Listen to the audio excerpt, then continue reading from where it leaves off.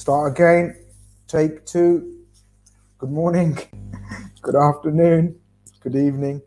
Hope you guys are all doing well wherever you're viewing in from.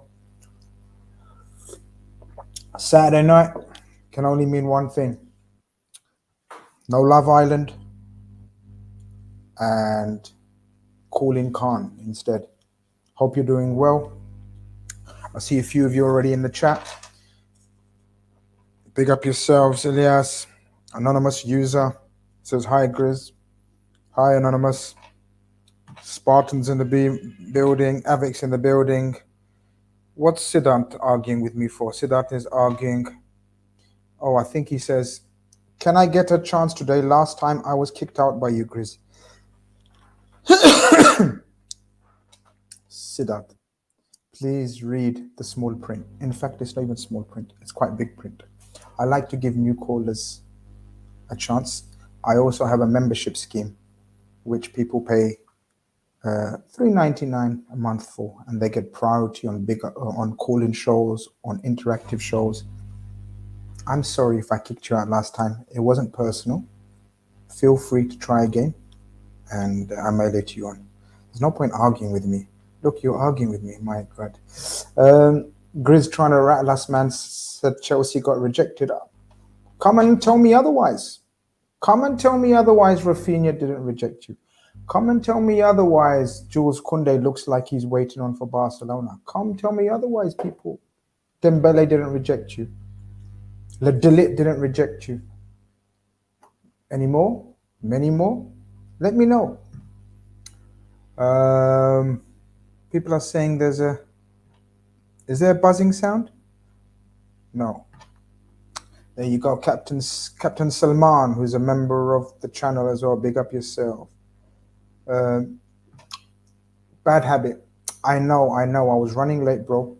I'm gonna finish my mouthful next time before I go live. But you know, it's one of those things, innit? We're family, innit? So when you're with family, you can eat how you want and do what you want. This is a relaxed call-in show, one of them ones. You know what I mean? But yeah, big up yourself as well, bro. There you go. Spartan puts it up. There, guys, smash the like button. And if you want to support me by becoming members, feel free. Go for it. The link to become member is in the description. The link to join in the call is also pinned in the chat, people. Click on the link, call in, talk about what you want to talk about. Anything you want to talk about. It's all about you guys today. I've got someone to help me today, and I'm going to bring him in right now. Here we go. Got Bilal in the building. Hello. Hopefully you can hear me. We can hear you loud and clear, my brother Bilal. How are you? I'm doing good. Alhamdulillah, man. How you doing? Good. Alhamdulillah, I'm doing good as well, bro. I messaged Omar earlier and I said, do you remember young Bilal came on a call-in show a few weeks ago? And he's like, I'm not sure. I said, well, I need to find him. So I didn't know where to find you. It's a funny story. How'd you find me then? I can't tell you all my secrets, how I operate. They don't call me the big dog for no reason. So I don't know what your name was on Twitter. I just remembered Bilal. Yeah, I remember a lovely guy chatting to Bilal. We had a good chat a couple of weeks back, wasn't it? I think. Yeah, maybe like a month last week, and I think two weeks ago. Last week was a bit longer. I think was it last week? I think it was last week. Time's gone so quick, you know. Exactly. We're going to be talking about Nay saying is transfer talk of the agenda. Listen, I don't choose the agenda, unfortunately. If you want transfer talk on the agenda, bring up transfer talk. Bring it up, bro. Come into the chat and talk to me. Klopp sipping Arsenal tears says, Grizz, Liverpool are signing Nunes. A reliable source had told me. Fair enough. I'm not going to argue with your reliable source. We'll see conflicting reports right now. Exactly. Zinchenko, top signing. We're going to touch upon that. Then Ilias fights back and he says, Klopp says we won't sign a midfielder. Listen, we've got so much to talk about. We're going to try to get through as much as we can. People, if you want to come on, have your chat, have your agenda, have a go at me, praise me, cuss me, criticize me, be positive, talk about my top golf, my foot golf performance. The lesser, the better. But I have to let you know, Wednesday is round 2, and I'm going to be much better. I was very wary of getting injured. I don't know if you've seen it, Bilal. Have you seen I've been saving the video. I haven't got around to it yet, but I will. No problem. Delete it. It's not a problem. Just delete it. It's not a problem. Not good performance, yeah? Well, I'm not going to say it's the worst, but for my standard, I can't reveal the results. In fact, everyone kind of knows now. I finished second or third, so I can reveal that much, which is not bad. Very good. But Bilal, for me, and I don't want to sound arrogant or boast, but for me, I was embarrassing. No, I was embarrassing. But alhamdulillah, it is what it is. I haven't touched football for 9 years, so it was quite bad. But it is what it is. I don't know. The touch was there. Yeah, look, I done a lot of toe. I admit it. I said it in the video. I'm going to do a lot of toe punting in certain shots because I'm wary, because I've got only 25% of my cartilage in my right knee. I've had 75% of it removed. Yeah, about 13, 14 years ago. Damn. So I've only got 75. I've only got 25%. So I tried to certain techniques of shots. I have to be careful. But listen, enough of that. How you been? What's happening? How is your team doing? What have you been up to? First and foremost, tell the people where they can find you, because is that where they can find you? Exactly, yeah. So if you go on twitter.com, just literally type in at Top Football Show, as you see there, and you find me there. And on YouTube, if you type in TFS Top Football Show, you find me there. Also, obviously, if you go on the Twitter, there is a hyperlink there. So yeah, click on that, and then you can find the YouTube. And the last few days, really, it's been Barcelona. Even the last week, I did a podcast, I think a few days ago, was on Barcelona. This transfer window the other day, I was talking to Kaz, and these guys will never foul. And we were talking to Kounde, he's going to Chelsea. I was very confident. I said, listen, Chelsea put the money up. They do it quickly. They'll get Kounde. And all of a sudden, Barcelona have come in again. Gerard Romero, I don't know if you guys have watched Game of Thrones, but, there's a battle where Jon Snow, he's literally one man versus an entire army charging. And he was the only guy from Barcelona saying, calma Kounde. And yeah, it looks like Kounde is going to Barcelona now. We'll have to wait and see. It's been a bit of a war, obviously, between the English journals, the Spanish journals. But again, if Barcelona hijack Chelsea for Kounde, come on, man. I think Chelsea, at this point, I don't want to call it a shambolic window, but it's not going as well as it could have gone. And Thomas Tuchel yesterday wasn't happy as well, talking about how he's maybe not going to give Azpilicueta his wishes, to go to Barcelona. He's not happy. Talking about, on top of Kounde, maybe getting another left centre-back in Kimpembe most likely. So he was probably planning having Kimpembe, Koulibaly, Kounde. But now if Kounde really does go to Barcelona, I think that just throws a massive spanner in the works for Chelsea. The defense is still not going to be sorted. So yeah, it's a mad situation. It's a mad situation. First and foremost, LFC Aaron in the building. Big up yourself. I saw that great shot on hole 8 you had. I had a couple of great shots, but I'm not going to lie. The last 2 holes, 8 and 9, were pretty embarrassing. So I don't want to go into my golf tonight. But listen, if people want to go into my golf, look, if people come into the call-in, or they're club members, channel members, and they want to speak about my golf, I have no rights not to. I have to. I've got no defense. I have to speak on my golf. Ideally, I'm not going to speak on my golf. But it is what it is. Big up yourselves, people. Look, one of the journalists that seems to be, every summer, there's a journalist that's flavor of the season or the flavor of the month. One journalist has all the links, has all the connections suddenly to a lot of the deals. Yeah. This summer's seems to be Ben Jacobs. Yeah. And Ben Jacobs I've been following carefully. And he's given a small thread on the situation. We don't know as of now, 9:30, if anything's changed. But he says, and we read together, my understanding on Jules Kounde is there has been an unexpected twist. Barcelona have U-turned from Friday morning, but are yet to table an official bid. Chelsea felt race was won yesterday. They still have a full agreement with Sevilla. Barcelona don't just yet. It's a pretty drastic situation, isn't it? Yeah. It's like, so then he goes on to say, can you see that? Because I'm not on the screen. Yeah, I can see it perfectly. Yeah, perfect. Okay, so Sevilla's position has always been Barca must formally bid fast and match Chelsea's offer. Barcelona believe they can bid 40 to 45 million euro and get closer, not match to Chelsea's overall fee with add-ons. Remains to be seen whether Seville accept. Again, no formal offer has yet been made.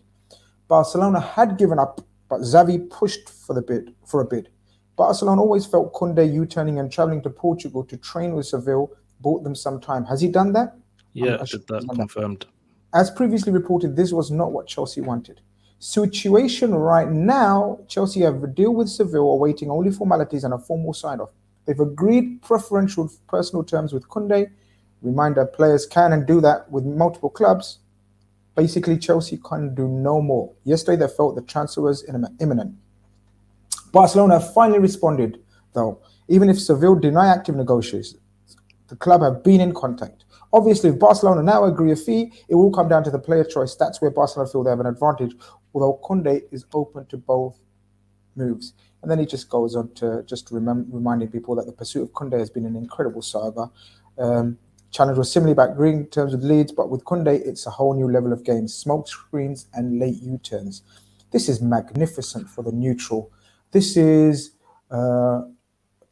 stressful if you're a Chelsea fan. Definitely. Like, I'm surprised about Sevilla, to be honest. Like, if they're going to actually accept a lower valuation from Barcelona, because everything we've heard, even guys like, of course, your Fabrizio Romano, they're talking about how Barcelona are going to offer a lower package, different structure, different installment plan, probably. And I'm surprised that maybe Sevilla would actually, accept that kind of offer when they've got Monchi in charge as a director of football, who is known to be a shrewd and tough negotiator. It's the one thing with Leeds, Rafinha gave them a lot, and maybe they felt like they were obliged a little bit, to let Rafinha go to Barcelona. He did ultimately really help them stay up in the Premier League. But Sevilla this season already sold Diego Carlos to Aston Villa. If they're going to lose Jules Kounde, their top centre-back, surely you're going to want the top dollar, and that's what Chelsea are offering.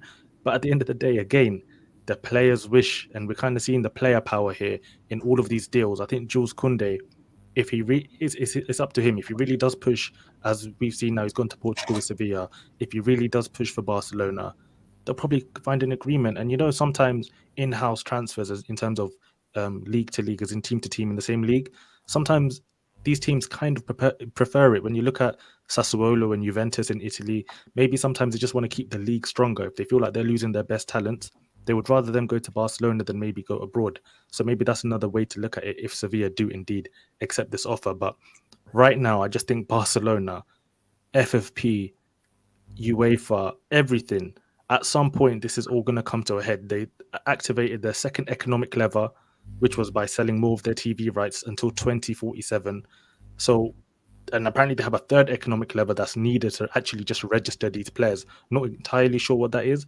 We'll have to wait and see. But Barcelona right now, the moves they're making, it's incredible. I don't know what you think about Barcelona in general, but I just think it's either genius or just total insanity. There's no in between. I think it's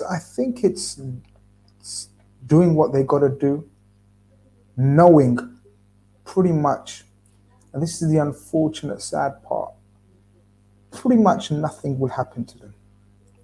We know this. Institutions like Barcelona, Real Madrid, and then now obviously teams like PSG, who have the owners pretty much running these institutions and the authorities behind the institutions, they can do what they want, how they want, when they want, obviously within reason. And that reason being having or putting out to the media that they have a sponsorship lined up, or they are selling certain rights, or they are certain. At the end of the day, this is just, I think it's survival of the fittest until the Super League returns, because this is what they're waiting for. The only way out for these guys, eventually in the long run, would be the return of the Super League. Look, we know it doesn't make sense what they're doing. We know it doesn't make any economic sense, financial sense. Us fans can be in uproar. If you happen to, you're an Arsenal fan, right? Yeah, Arsenal fan. If it happens to Arsenal when they do it to your players, you can be uproar all you want. Nothing's going to happen. I know Man United fans. going mad. Oh, they shouldn't be allowed to do this. They scream until the cows come home. Mm-hmm. It is what it is.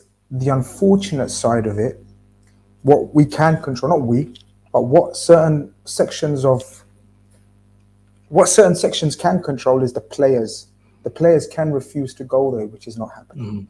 Of course Players, not. players like Rafinha or the likes of Kounde actually want to go there, and that's what makes it even more difficult because this is so. And Chelsea fans can get angry and whatever, and we've got a Chelsea fan waiting to come in. It'll be interesting to get his viewpoint as well. It's not about okay. I may have said it's rejected. I haven't got any proof that they've rejected Chelsea. So I haven't got any proof that Rafinha and Kounde rejected Chelsea. But it does seem very obvious from the reliable pieces of journalism that we've seen, and certain club officials talking about it, that Chelsea wanted these players. Rafinha waited until Barcelona confirmed they can bid for him. Kounde is doing the same. De Ligt done the same. How else would you put it? It's a very, very difficult thing to take, but unfortunately, it's in your face. Yeah, and I think that Super League point you made is a very good point because even my team, Arsenal, I'm a little bit suspicious. Kroenke's all of a sudden investing heavily in recent years. They're talking about Champions League, blah, blah, blah. But I think really in the back of their head, they're thinking Super League's going to come. Chelsea being brought for $4.25 billion, was it? Why would you buy a football club for $4.25 billion unless you think you're going to make money on that? And what else, or what other way can you really make money on an asset like that without having a Super League? So I think we've got to watch out. They're going to rebrand and repackage the Super League, and they're going to make it like it's what football needs to, go into this new modern era. I don't know what's going to happen there, but with Barcelona, with Real Madrid, all of these clubs, the way they're gearing up, it is, I think, for that Super League. And I think at that point there is key. And just because we won the battle, I don't think we've won, the war as fans. No. Eventually, look, there's no doubt. There's no doubt the Super League will eventually come through. It's just a matter of time. It's just a matter of making sure everyone's happy, And I'm using the term happy loosely. Happy as in, there you go. You're happy. You know what I'm saying? You know where I'm going. So that's it. As long as everyone's happy and everyone gets a bit of the cake, and we're good. I was gonna, George, bring you in, but your camera is playing funny business in the back. You're good to go. We're gonna bring in our first caller of the day, and I believe it's his first time. George, you're very welcome to Grizz Khan TV. Hope you're doing well. Thank you for having me on. Yeah, this is a big moment. There's so many people watching. So yeah, it's not a problem, mate. It's an absolute pleasure. How are you doing? Obviously, you're a Chelsea fan. It says it in the name. Yeah. Talk to me. I'm annoyed. I'm really annoyed because first it was Rafinha. Obviously, a lot of people saying, he didn't really want to go to Chelsea, which is why he waited for Barcelona. But I'm like even more annoyed now that they're probably going to take Kounde from us, because I'm a big fan of Kounde and I think he'd make a great addition to our back line. So it's one of them things, really. Obviously, I'm not too sure about alternatives. I've heard a few things, and my camera's going again. I'm so sorry, Grizz. You're right. But I can still talk. I can still talk whilst I'm sorting it. No problem. I think I've heard. Oh, whoops. He's good. I think he was about to say, he's back, I think. He's going to talk about Kimpembe. Yeah, I was going to talk about Kimpembe. Sorry, my camera's all over the place. I apologize, Grizz. Yeah, I've heard Kimpembe is a potential alternative to Kounde, but I'm not too sure about Kimpembe because I don't see what he does for PSG much, if I'm honest. They play in a Farmers League. It's true. They do play in a Farmers League, and watching him in the Champions League, it's like everyone else around him does the work for him. He doesn't do much on the ball. It doesn't do much when defending either. So it's one of them things, really. But I think overall, I just want to know what's going on at Barcelona, because they're bringing all these players in, but they've got no money, and they were struggling to list some of and register the players. So my main question for you, Grizz, at the moment is what's going on at Barcelona, and why isn't it being allowed to happen? I don't know if you was I think he was on. I don't know if you heard me. I just think it's being allowed to because they're not breaking any rules per se right now. So what they're doing is it's like selling any money that's owed to you already before it's come to you. So they're selling off the rights to they're selling off portion of their TV rights. They're bringing in sponsors that they haven't got on board. They're promising all these things to people or people that they owe money to before they've received the money. And at the end of the day, until they don't pay back that money, no one can do anything because they're agreeing to it, you see. So they're agreeing to, okay, well, you're going to give us 25% of, in return for this. So people can only hold them to ransom when they don't pay it. And they're saying they will pay it in X amount of years or whatever.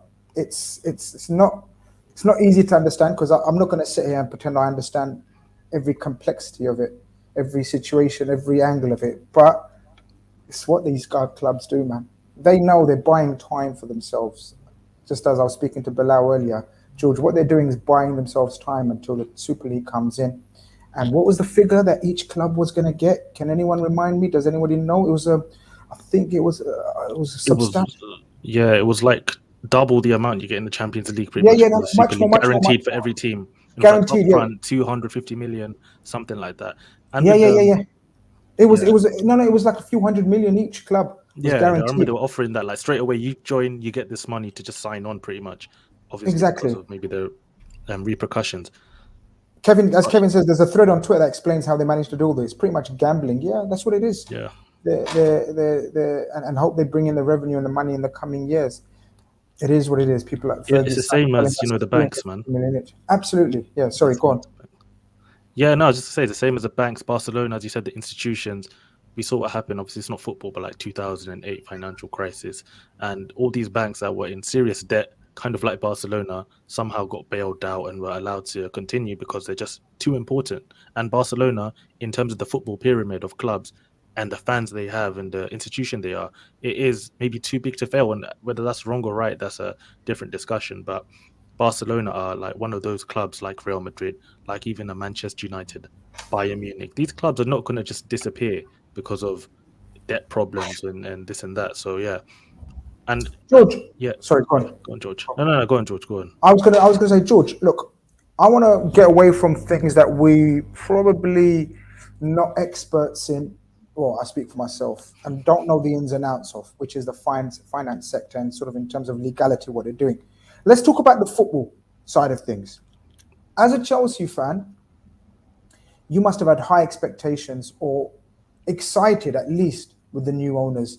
So all that drama sorted out with Roman Abramovich in the past. Now, he's been amazing for you guys, whatever. What expectations did you have, being honest and real with yourself? And how's it going so far, knowing that 2 weeks away, the Premier League starts?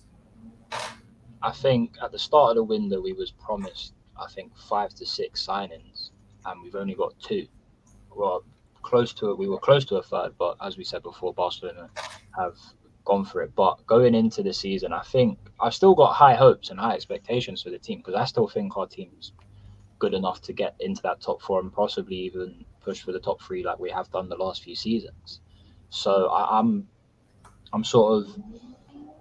hoping that Koulibaly can settle into that backline relatively quickly, and Sterling can produce the sort of magic he produced at City, and especially the magic he produced at the Euros for England. So I think we've actually made some good business with those 2 players. We've addressed the back line, the centre-back position that we needed to after Rudiger and Christian have gone. And it's almost a new signing with Chilwell coming back into the team, and almost a new signing with Gallagher. We know he's a good talent. He's a good young talent, and he's got a lot of time left in his career to sort of be the next best thing at Chelsea.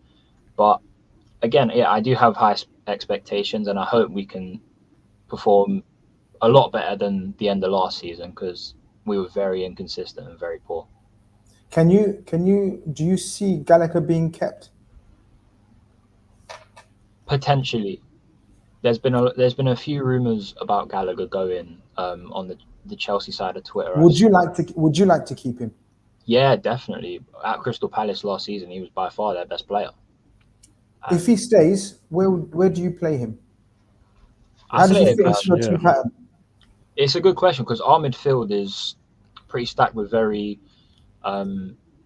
it's very balanced with who we've got. Obviously, N'Golo Kante, we know he's a class midfielder. Jorginho, third in Ballon d'Or, whether he deserved it or not is a different question. But I still think Jorginho's good.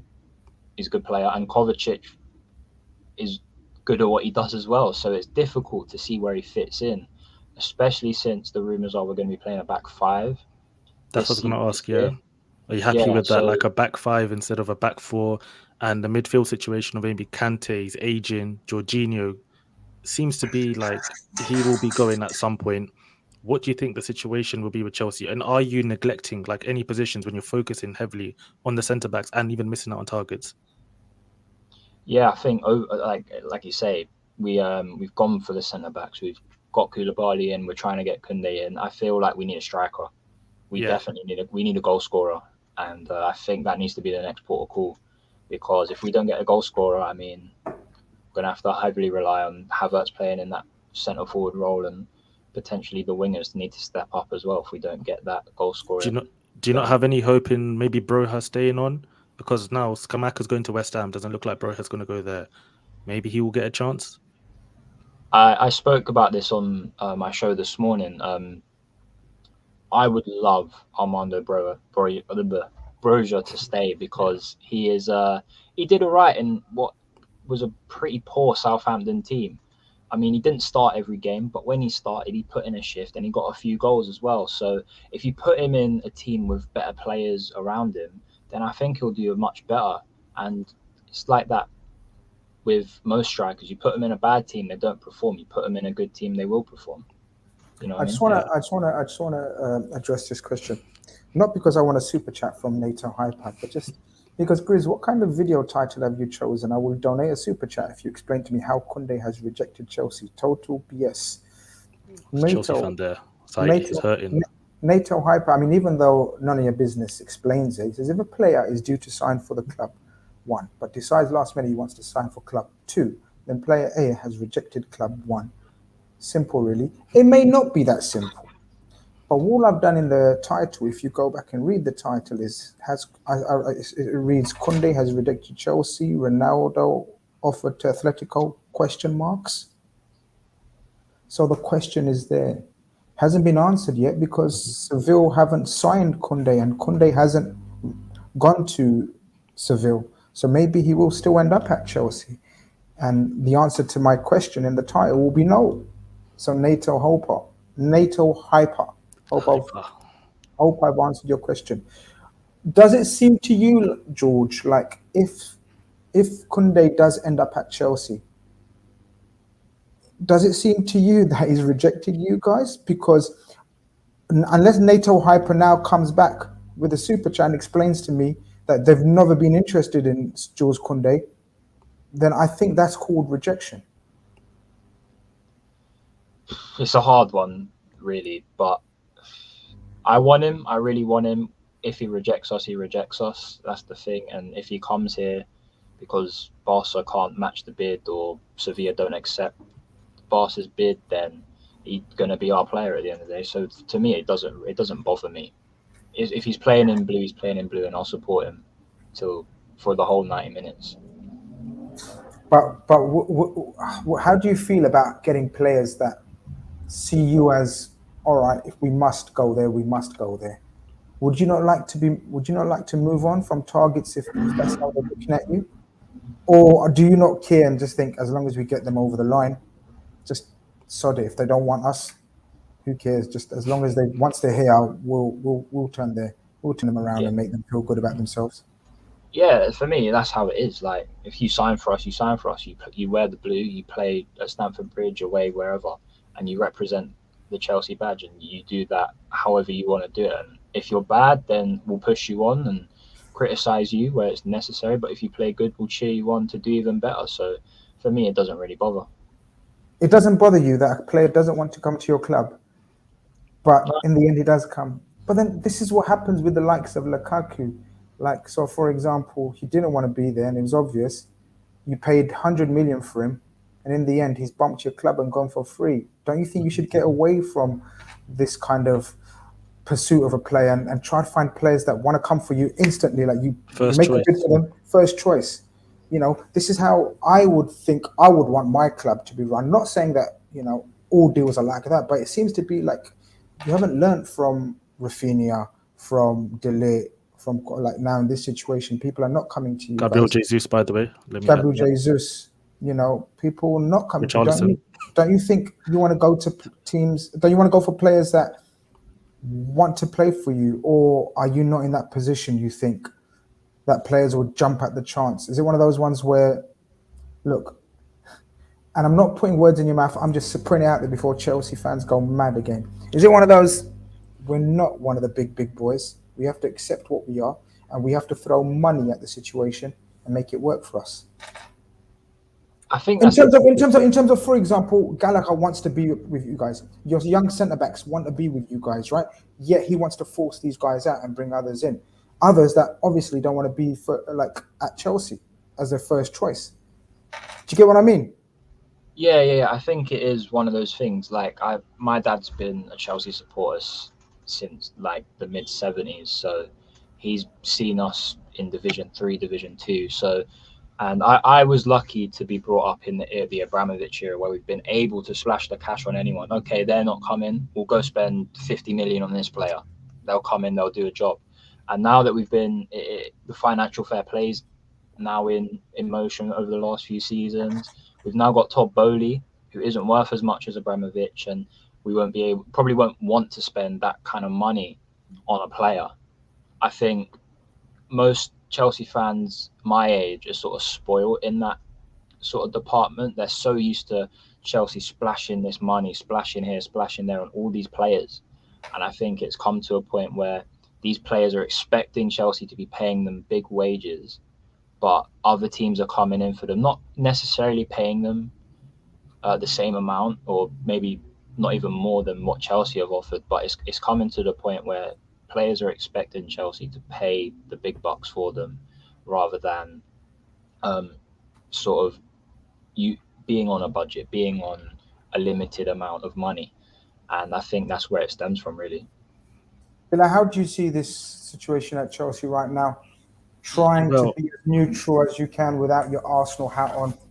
Yeah, no. Listen, that's why I have Top Football Show, because really and truly I'm a football guy, so I am trying to be as neutral as possible when it comes to Arsenal. Good lad.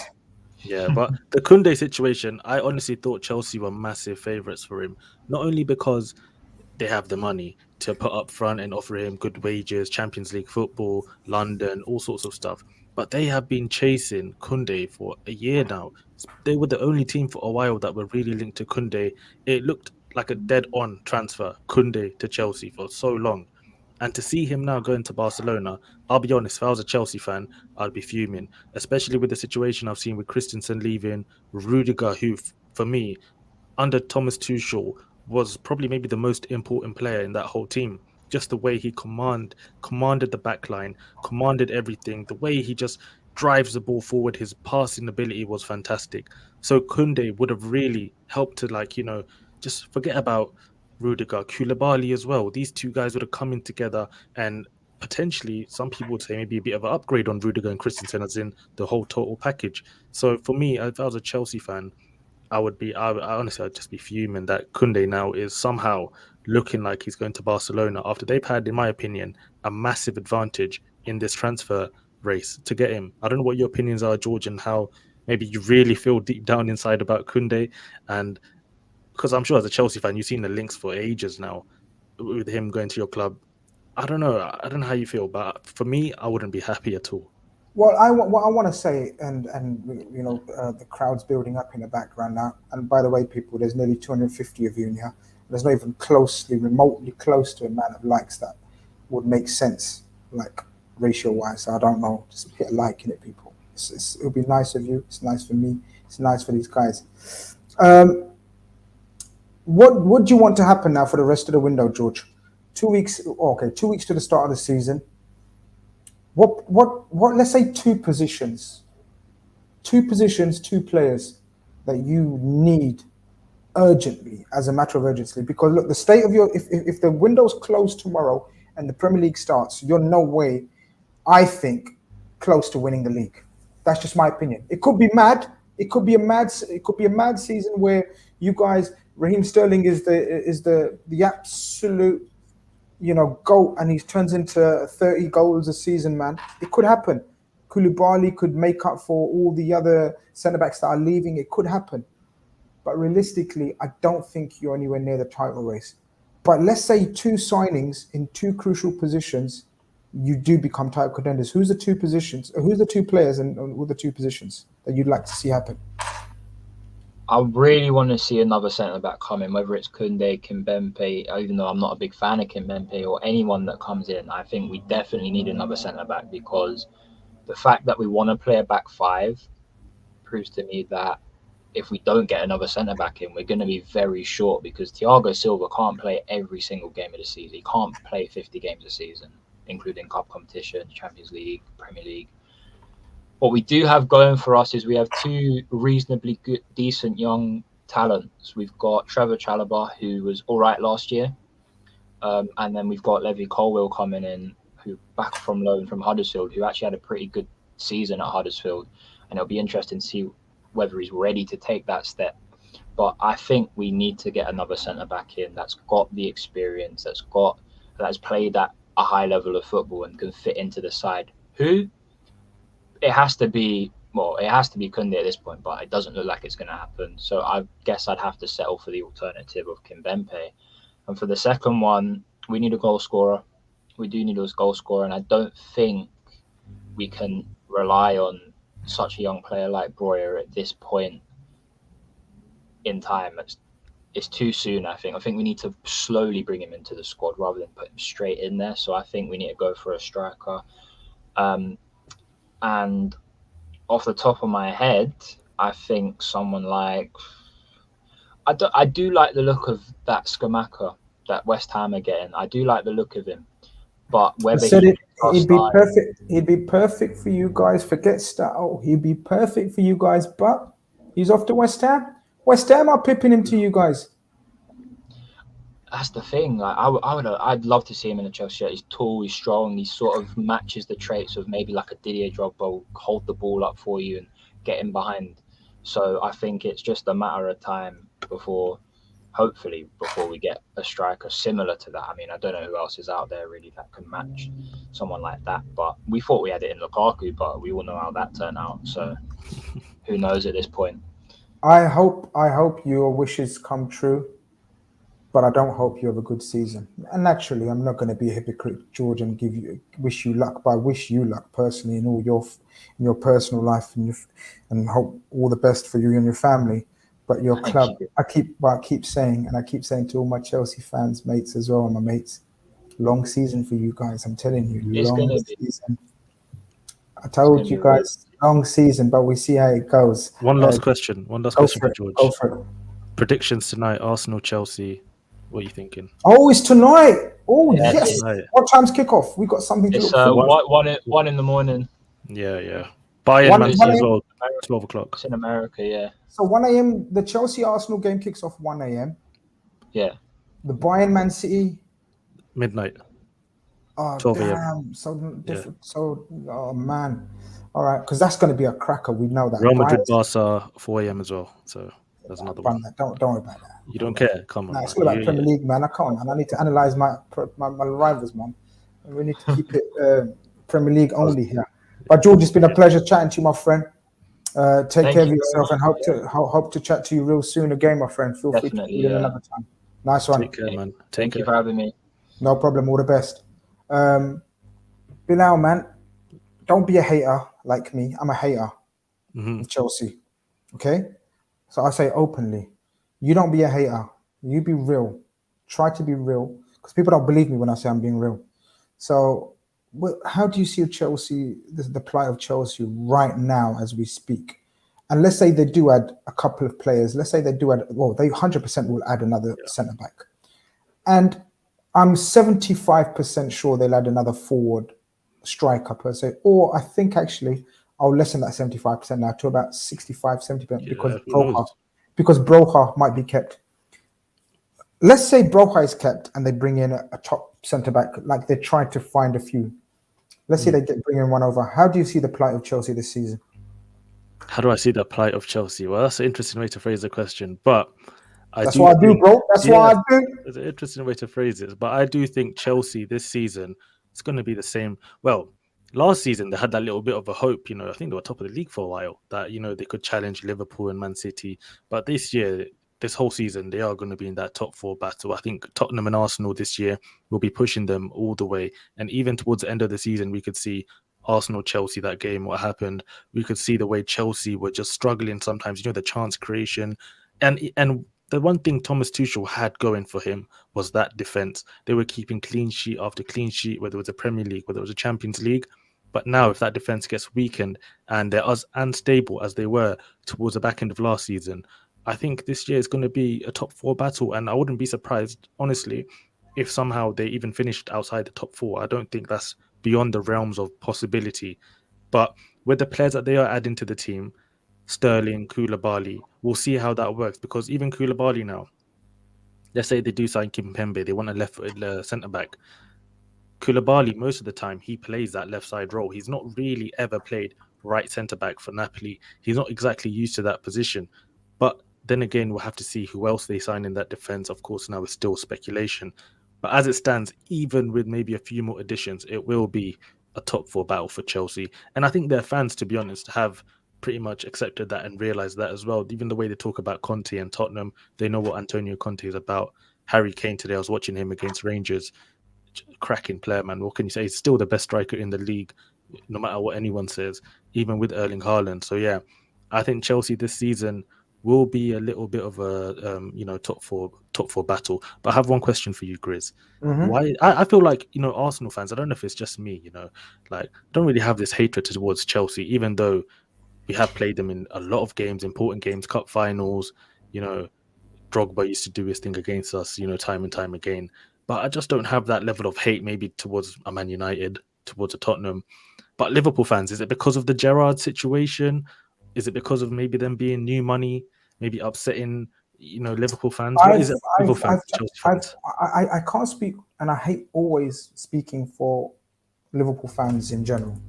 I always like to speak for myself and my hatred, and I've spoken many times about my history with Chelsea, and obviously you got to remember, I'm from the era where I was at uni so people can start working at my age, whatever. Good luck.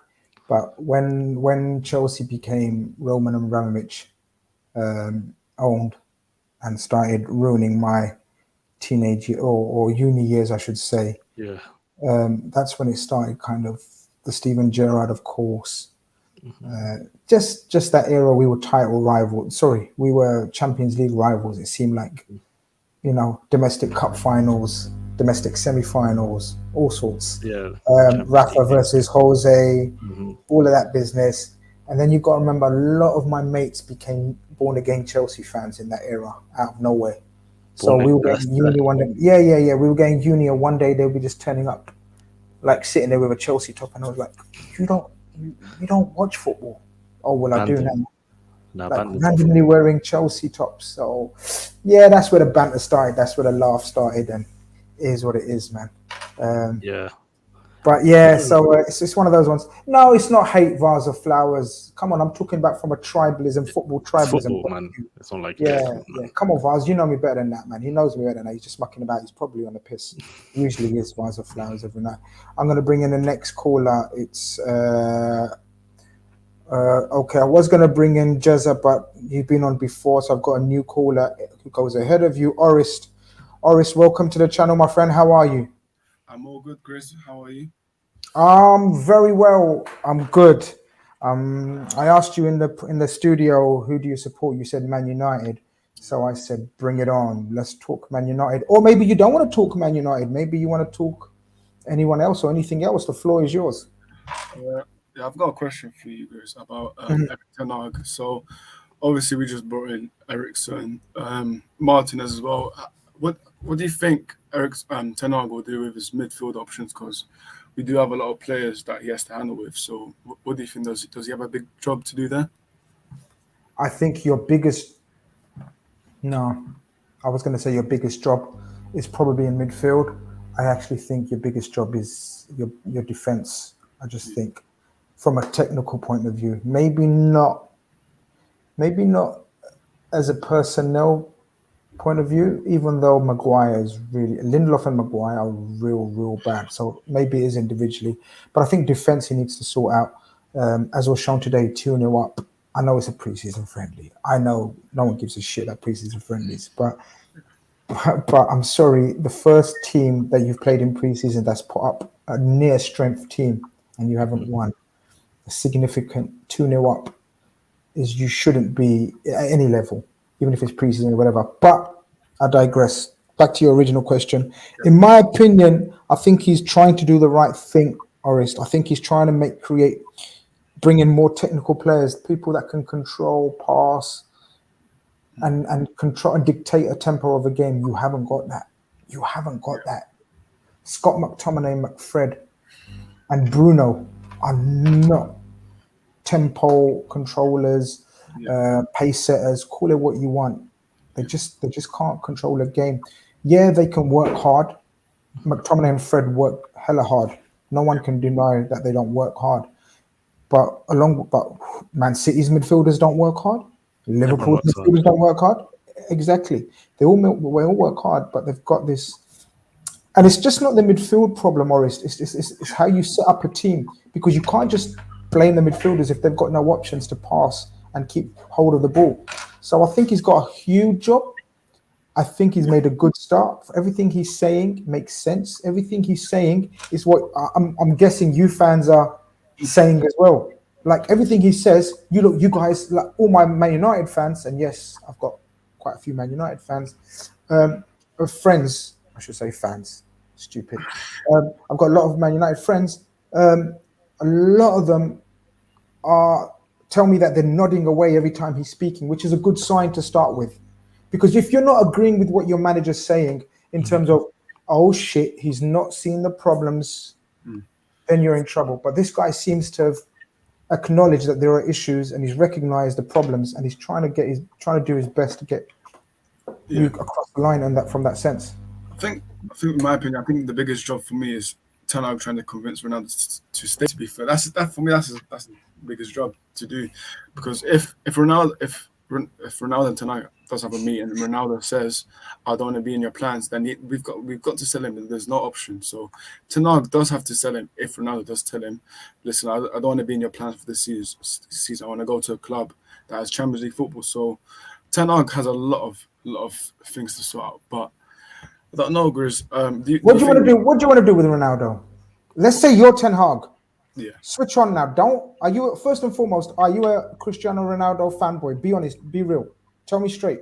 Yeah, I am. Okay, so you are. Okay, now you need to get rid of that before I answer the question. So I'm going to give you 2 seconds to get that out of your system. 1, 2. You are no longer a Cristiano Ronaldo fanboy. Now you are Ten Hag. You are Man United manager now, right? Bilal, are you a Cristiano Ronaldo fanboy? I'm more of a Messi guy, but I do appreciate Ronaldo. Okay, okay. I'm gonna ask you the other side of the coin. I'm gonna make out you're not Ten Hag. You are one of the board members. You are one of the owners of Man United, right? From a financial point of view, Oris, you're the manager. Yeah. Bit of role play here. You're the manager, Ten Hag. You're coming into Man United. What are you saying to Ronaldo? And if he's saying to you, "I want to go," what are you saying? For me, I would say, the door's open for you to go, because I'm letting Ronaldo go. I think without Ronaldo, we play better as a team. In my opinion, we play better as a team. And then, for me, when we play with Ronaldo, all our attacking widers, they just want to feed every goal to Ronaldo. And when we don't play Ronaldo, we just work as a team. We press better as a team as well. So for me, if I'm Ten Hag, I'm getting rid of Ronaldo. If he says to me, "Boss, I don't want to be in your plans. I want to leave," the door's open. The door's open for me. I'm selling Ronaldo. So you're not trying to convince him and say, "Look, give me one more season." I don't think he'll be convinced. Because I'm settling in my team. No, but you're Ten Hag. You can do that. Yeah. So what I'm trying to say to you is you've got the power to convince him, maybe, possibly. Are you saying you're not even trying? Or are you Do you want him part of your plans if you're Ten Hag? I'll try to convince him, and if he's not convinced, then he can go. If he's not so convinced, hold on. You're gonna try to convince him, which means you want him to stay. Ten Hag, if you're Ten Hag, you want him to stay. You've just said you play better without him. Now you're contradicting yourself. I ain't here. I'm here to ask you hard questions, or I'm not here to let you get away with everything. I know. So you just said you play better without him. We play, we do. But now you're saying, but I'm gonna ask him to stay. Which one is it? No. If he's not convinced, then go. And if Ronaldo says to me, I want to leave, the door's open. But at the end of the day, Bilal, yes. Yeah. Now Ten Hag has come to you, and you're the Yeah. owner. Don't watch this. I'm trying to eat some watermelon on the side, but not watermelon. Melon, sorry, the other one, the white one. That's melon, right? Watermelon is the red one. Yeah, decent. So what? Okay. Bilal, you're the owners. Yeah, I'm the owner. You've spent a hell of money on this guy and wages and everything, but now he wants to go.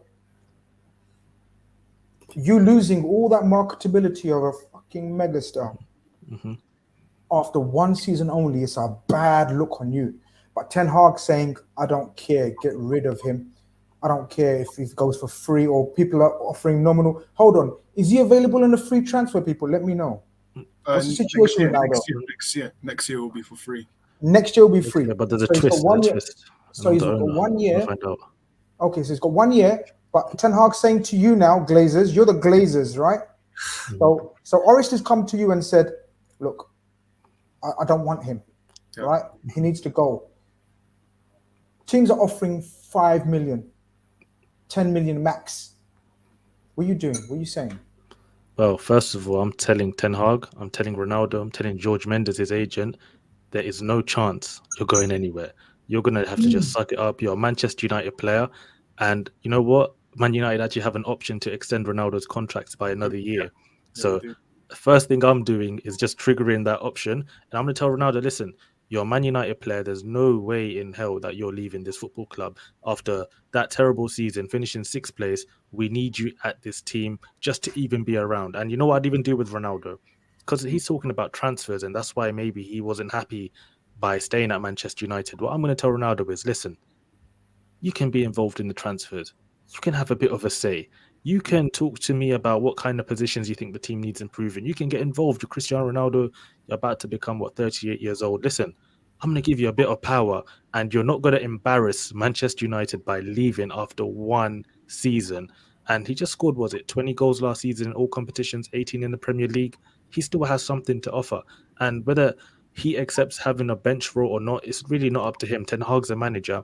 And if you've seen Ten Hag, he's a very, he's a proper Dutchman. He says it how he is. He's strict. He doesn't mince his words. He's not going to have any problems putting Ronaldo on the bench. But the one thing I'm not going to allow as the owner of Manchester United is Ronaldo leaving this football club after one season. So as a Glazers, as Man United, there's just no way. You want Champions League football. You want Champions League football, I don't care about what he wants. This is Manchester United. This is one of the biggest teams in the world. Yeah. Whether you just want to stat pad in the Champions League with Atletico Madrid, that's up to you, man. I don't care about all of that. You've signed a contract here at Man United. You're going to help this team get back in the Champions League, and I'm also going to give him the privilege of having a bit of power and have him feel like his words, mean something. Doesn't that? So, what more do you want? He hasn't trained with our squad in preseason, doesn't that? No, as the owner, no. And that's huge. He still hasn't trained. Now, I got a little bit of abuse, not too much. Got a little bit of abuse when I said, that's significant. The guy hasn't even training, right? And people saying, "Oh, it's family related and family issues and family problems." If that is, and I said it very nice and early, if that is, we stop. We apologize and we let him deal with his family issues calmly and out of the way, and we don't say nothing. 100%. I don't know. There's not been any reports to suggest. No, there isn't. Listen, it's nothing to do with family issues. Listen, I remember when he had his children. One of his children died, during birth, right? Yeah. He literally played against Arsenal the next day. Like, it's not about football. Football for him is something that he does regardless of what's going on in his personal life. Ronaldo is somebody, whatever's going on, he's still going to play football. So this is just a power move by George Mendes and Ronaldo to try and force Man United into selling him.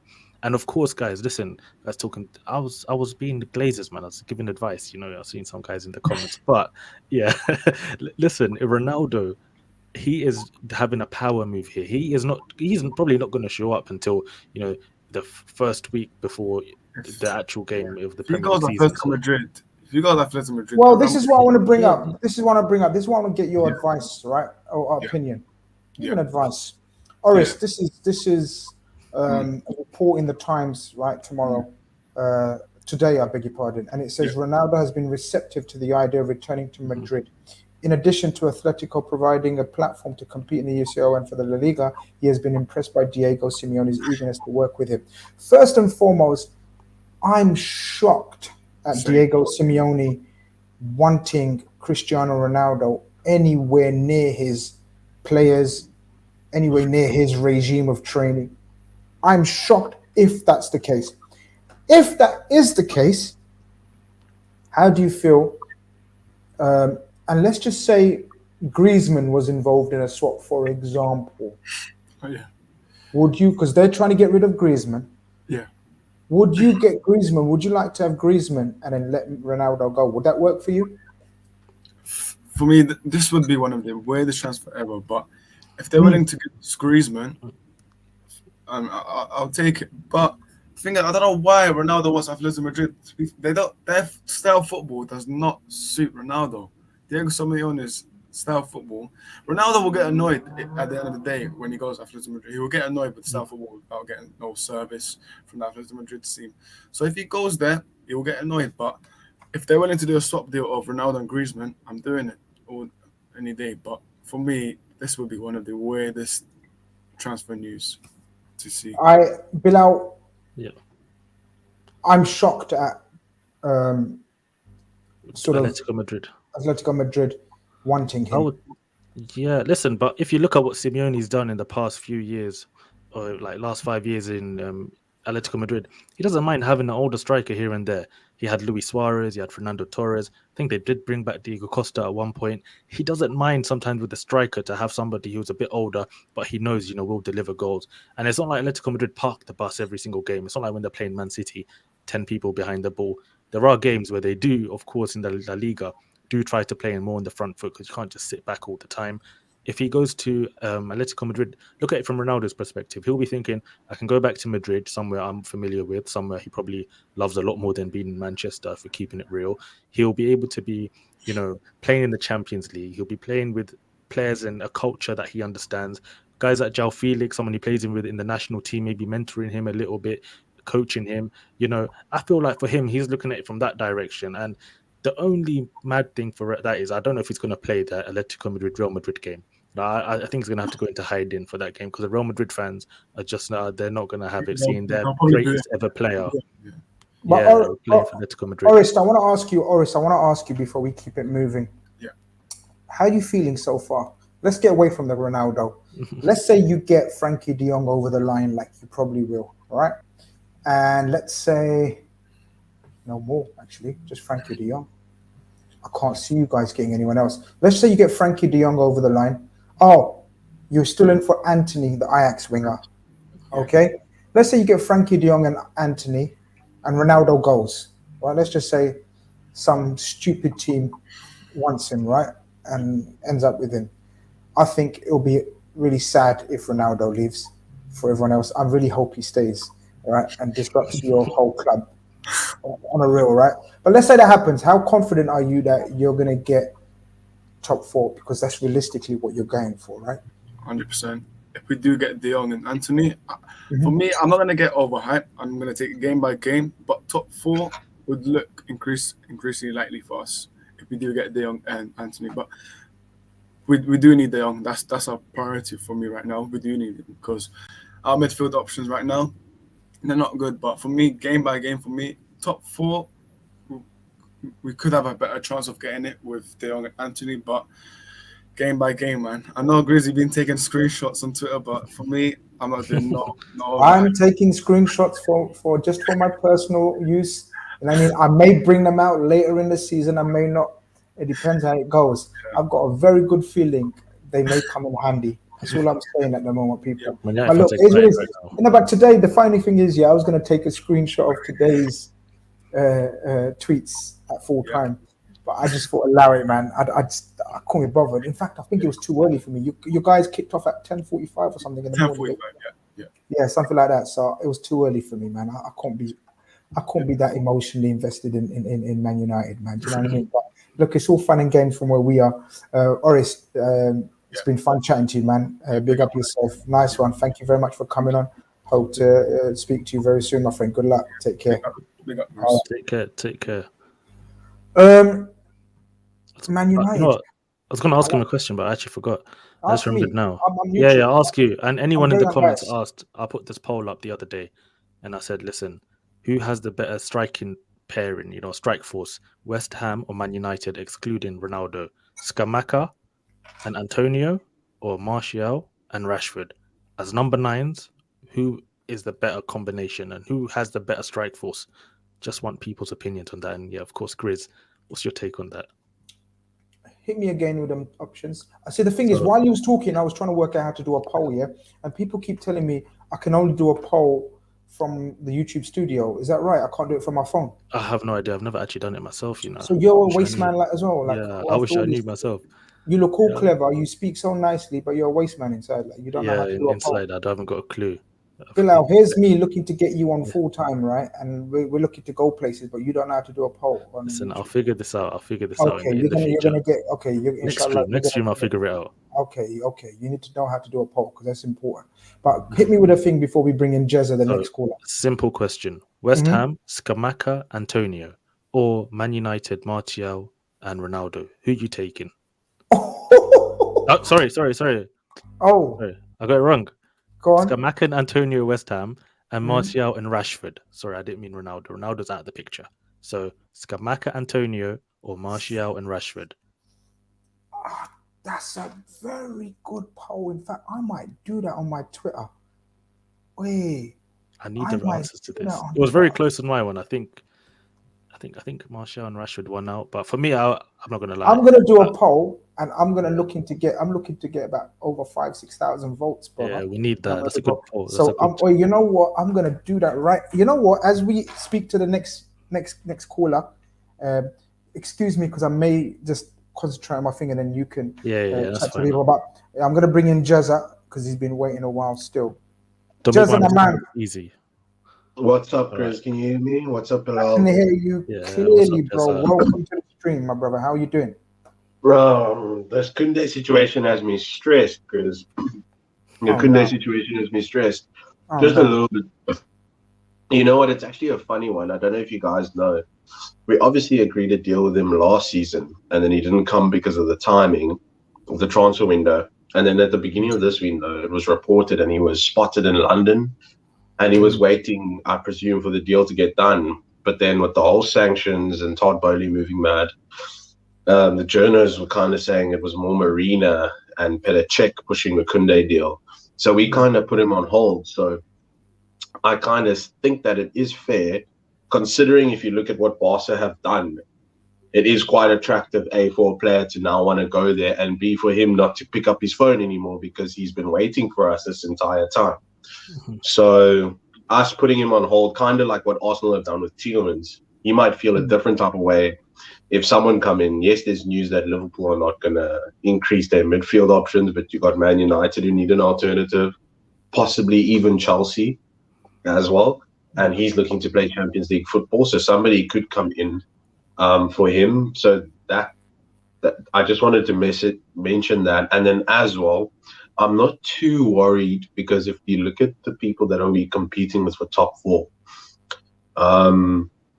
Arsenal and Man United, I mean, Arsenal have done good business. They should be excited, especially for like what you always say, Grizz, for where they are. They couldn't have done much better, right? I mean, I know they're dreaming of Leroy Sané, they dreamt of Gnabry, even Rafinha, any type of player that they try to go off that field that becomes available, somebody in the Champions League will come for the player, regardless of if they have a deal with them or not. So they don't really scare me. The Jesus is a good signing.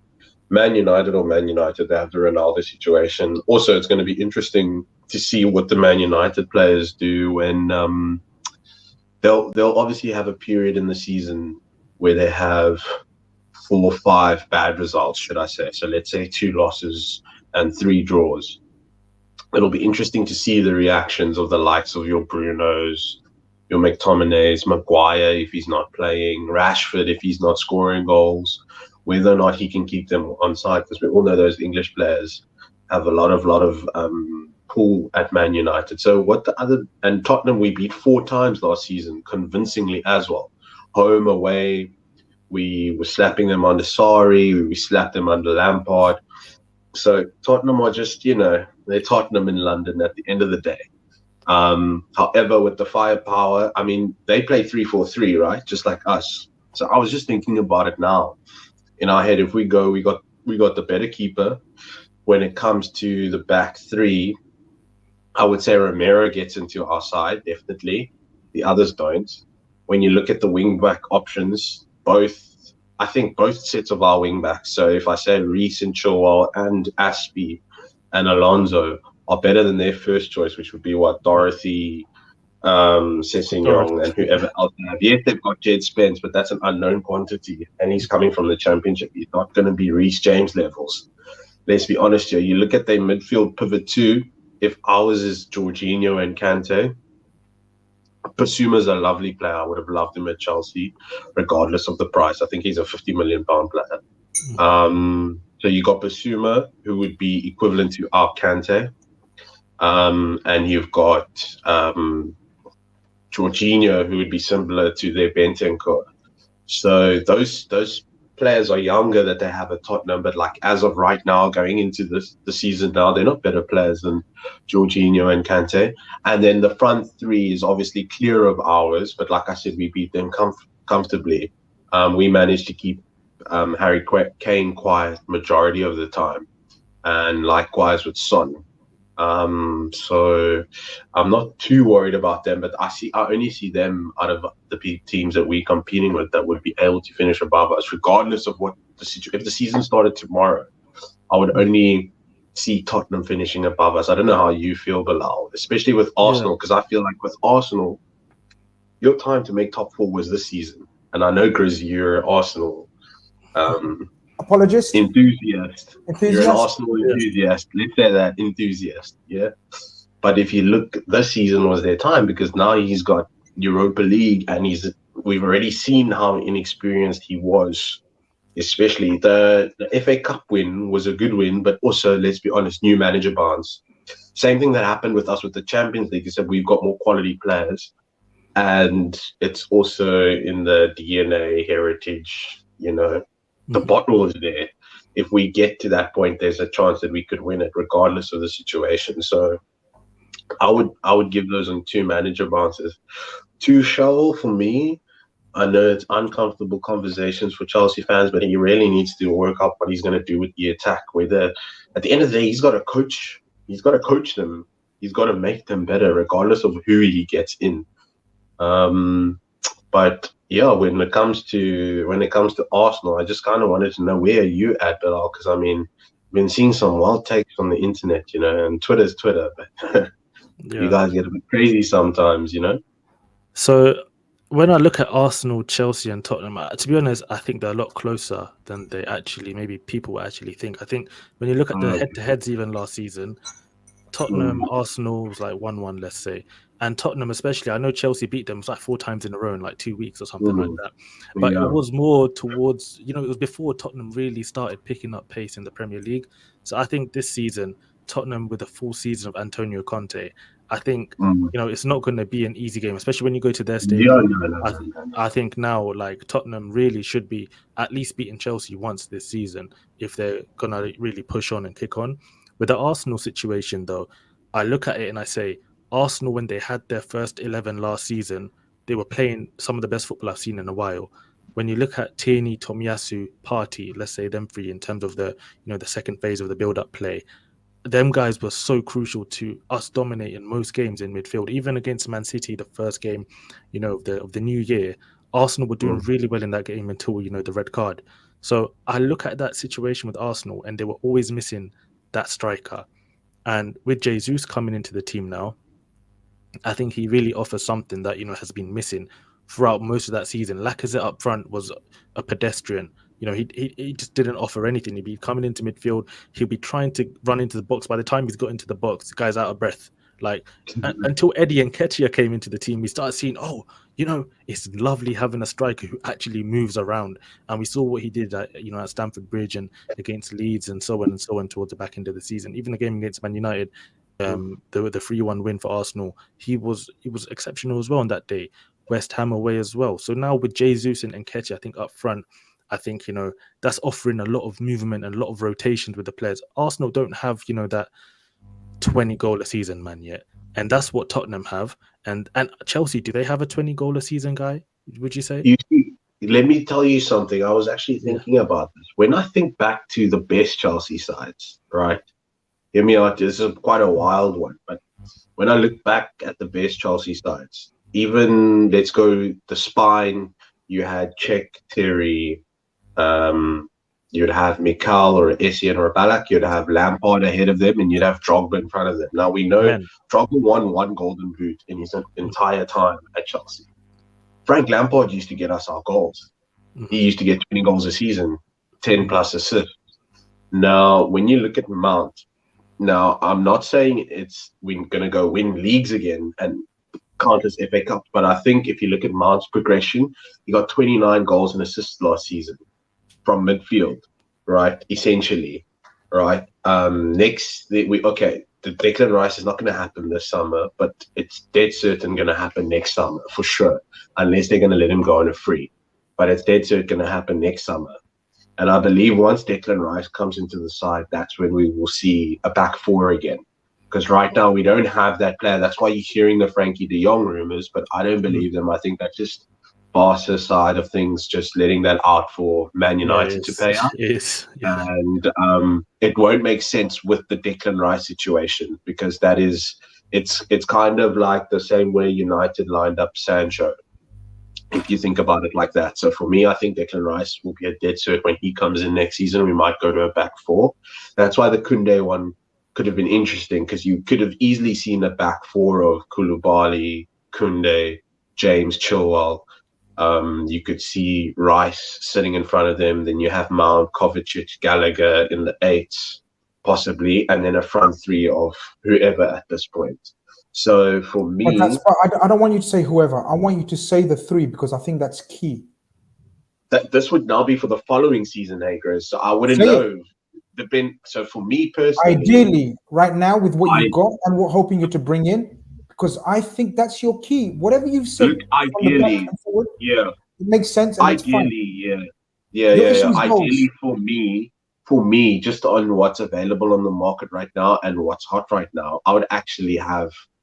I could see a team like, the back 5, 6 that I mentioned, obviously Mendy in goal. 8, you would have Mount. I would see if we could entice or chat to Bellingham at least see what you could do there. I know you could say no chance, but it's football. Anything can happen in football. I hear you, you've got Raheem. Liverpool fans will be rejoicing next year, so forget about that. Exactly. So you could, and there's Mateus Nunes as well, who's a really, really good player. And then a front three of right now, I would say Sterling, Victor Osimhen as a 9, as an option. That gives me Didier Drogba vibes, robust, hardworking. He scores loads and loads of headers, especially with the crosses that can come in from Reece and Chilwell. And then on the right, I'm lost. I mean, it would have been lovely if it was Dembele or Rafinha, but they're gone. So let's just say, for heaven's sake, Nkunku can come in and Sterling can play on the right. Nkunku comes in. That would be, if that's Chelsea's team going into next season, I'm happy, especially because I could see either one of Kante or Jorginho extending by at least a year. I'm sure they're going to monitor. I'm sure Kante is the one who they would love to extend. However, his injury record. So I think they're going to see what they can get out of him for this season. But in terms of the best Chelsea sides, always had the striker scoring in and around 12 to 15 or 15 to 18 goals. and the midfielder in Lamps scoring us our goals. And now Mount seems to be developing into that. So like I'm not too stressed on the nines, just typically because those on the best Chelsea sides we had a 9 purely that could hold up the ball. And then we would have Hazard, you would have Willian also chipping in with goals. So that's just my thoughts on that one. But we do need another attacker. I agree, we do need another attacker, and bare minimum we need one of our current attackers. The attackers we have a lot of potential. They're not bad players. You look, Timo Werner was linked with Liverpool. It's just Lampard went and threw 270k at him. So that's the only reason why he's at Chelsea right now. Christian Pulisic was doing wonders at Dortmund. And I believe he had already made his decision to leave Dortmund after being there 5 years or so. And when Sancho came in and was the shiny new toy.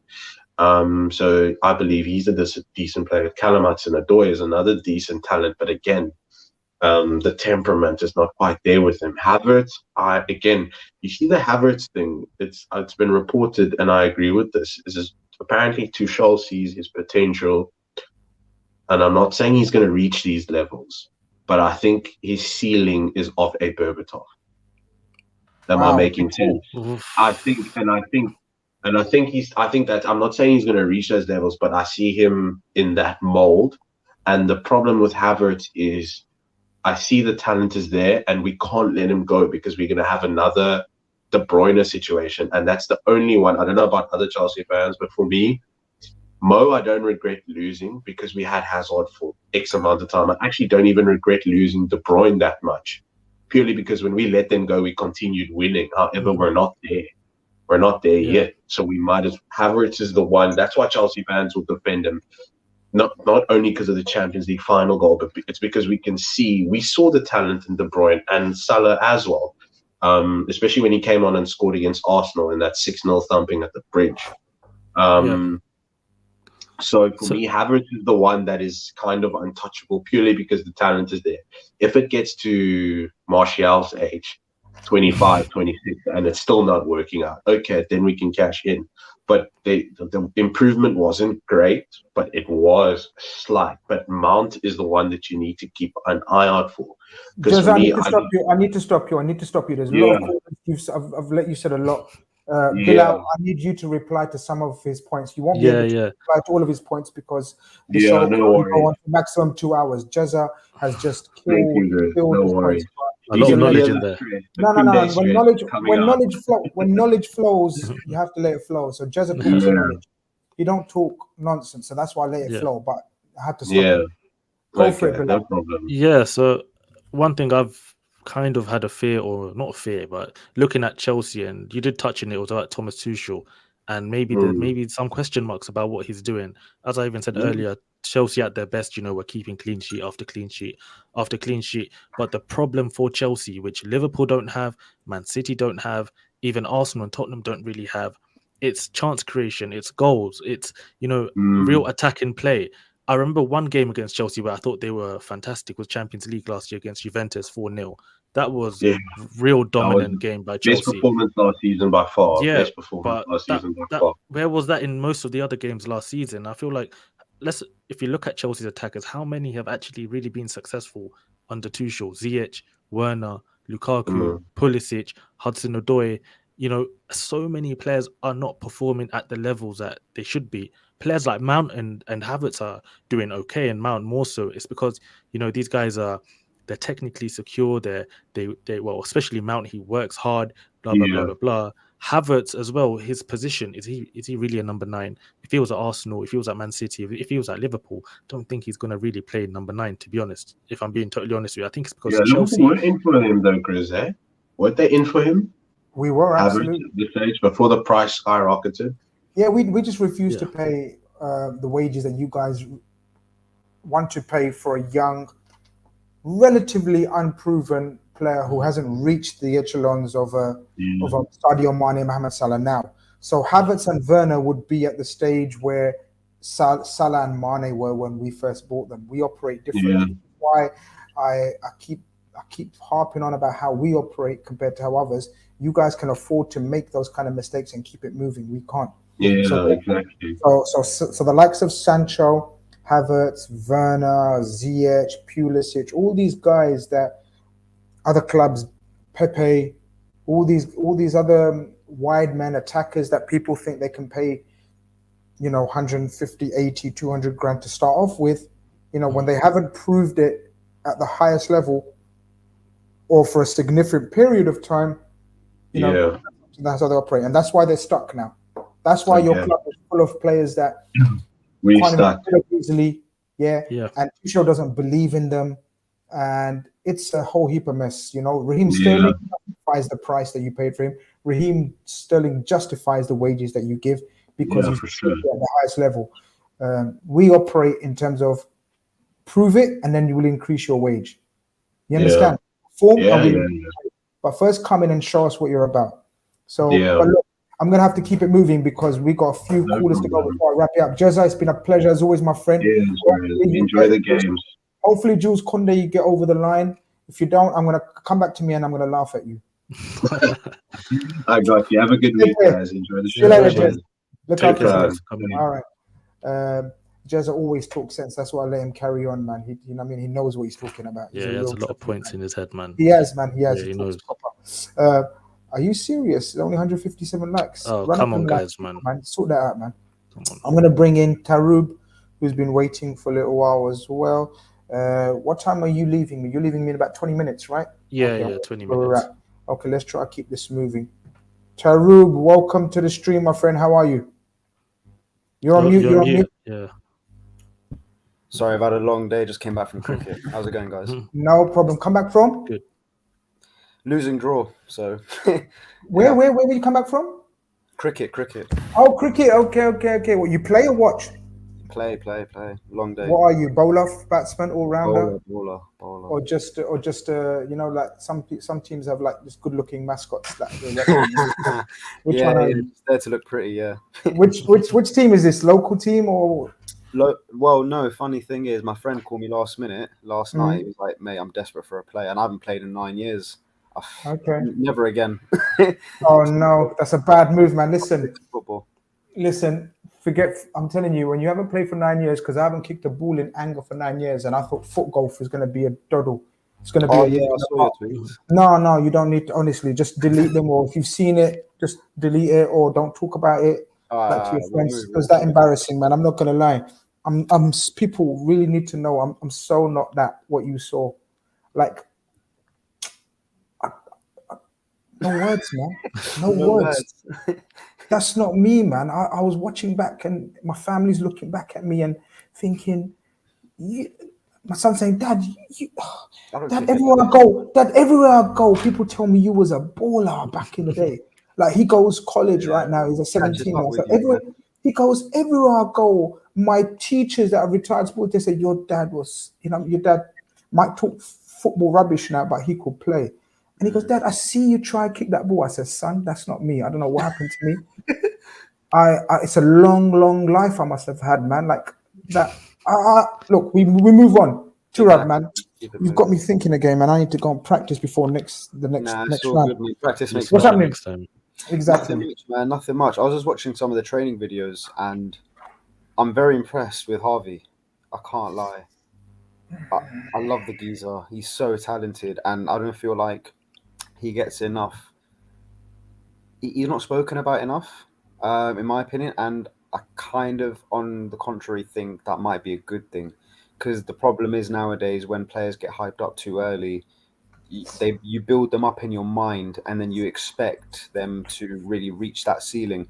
So I'm fairly happy that we're fans. Of course, we're going to support and back our boys, 100%, but I do like the fact that they are a bit under the radar in the sense that everyone just thinks our midfield three is basically going to stay the same, as in Henderson, Fabinho, Thiago.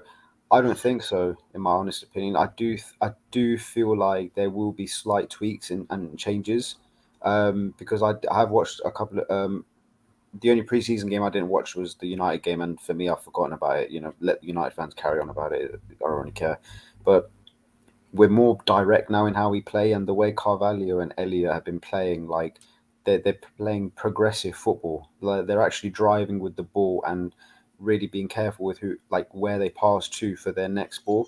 And it's really beautiful to see. And I know it's only pre-season, results don't matter, but for me, when we watch pre-season games, I like to see changes, and I have seen changes. So, question, I don't know who Bilal supports actually, but anyway, question in general, do you see Elliot and Carvalho having more of a role? Because Henderson's, getting on. Obviously, Milner's probably going to call it quits after this coming season, probably go coaching. What do you see? Is it going to stay the same, or do you see even a change in formation? Because I hope to see something along the sorts. I'm just going to very quickly say one thing, and then I'm going to let Bilal have his opinion, and then I'm going to come back and address it from a Liverpool point of view. Very quickly, are you saying that they're not given enough credit from Liverpool fans to Rab, or are you saying just from general media? Yeah, general football media, because everyone. I agree with you. Now, it's either Nunes is a meme, Salah is Salah, and Diaz is a baller. Even players like Jota are going under the radar. Jota's not being spoken about at all. This is a guy who scored 20 goals last season, and I kind of love it.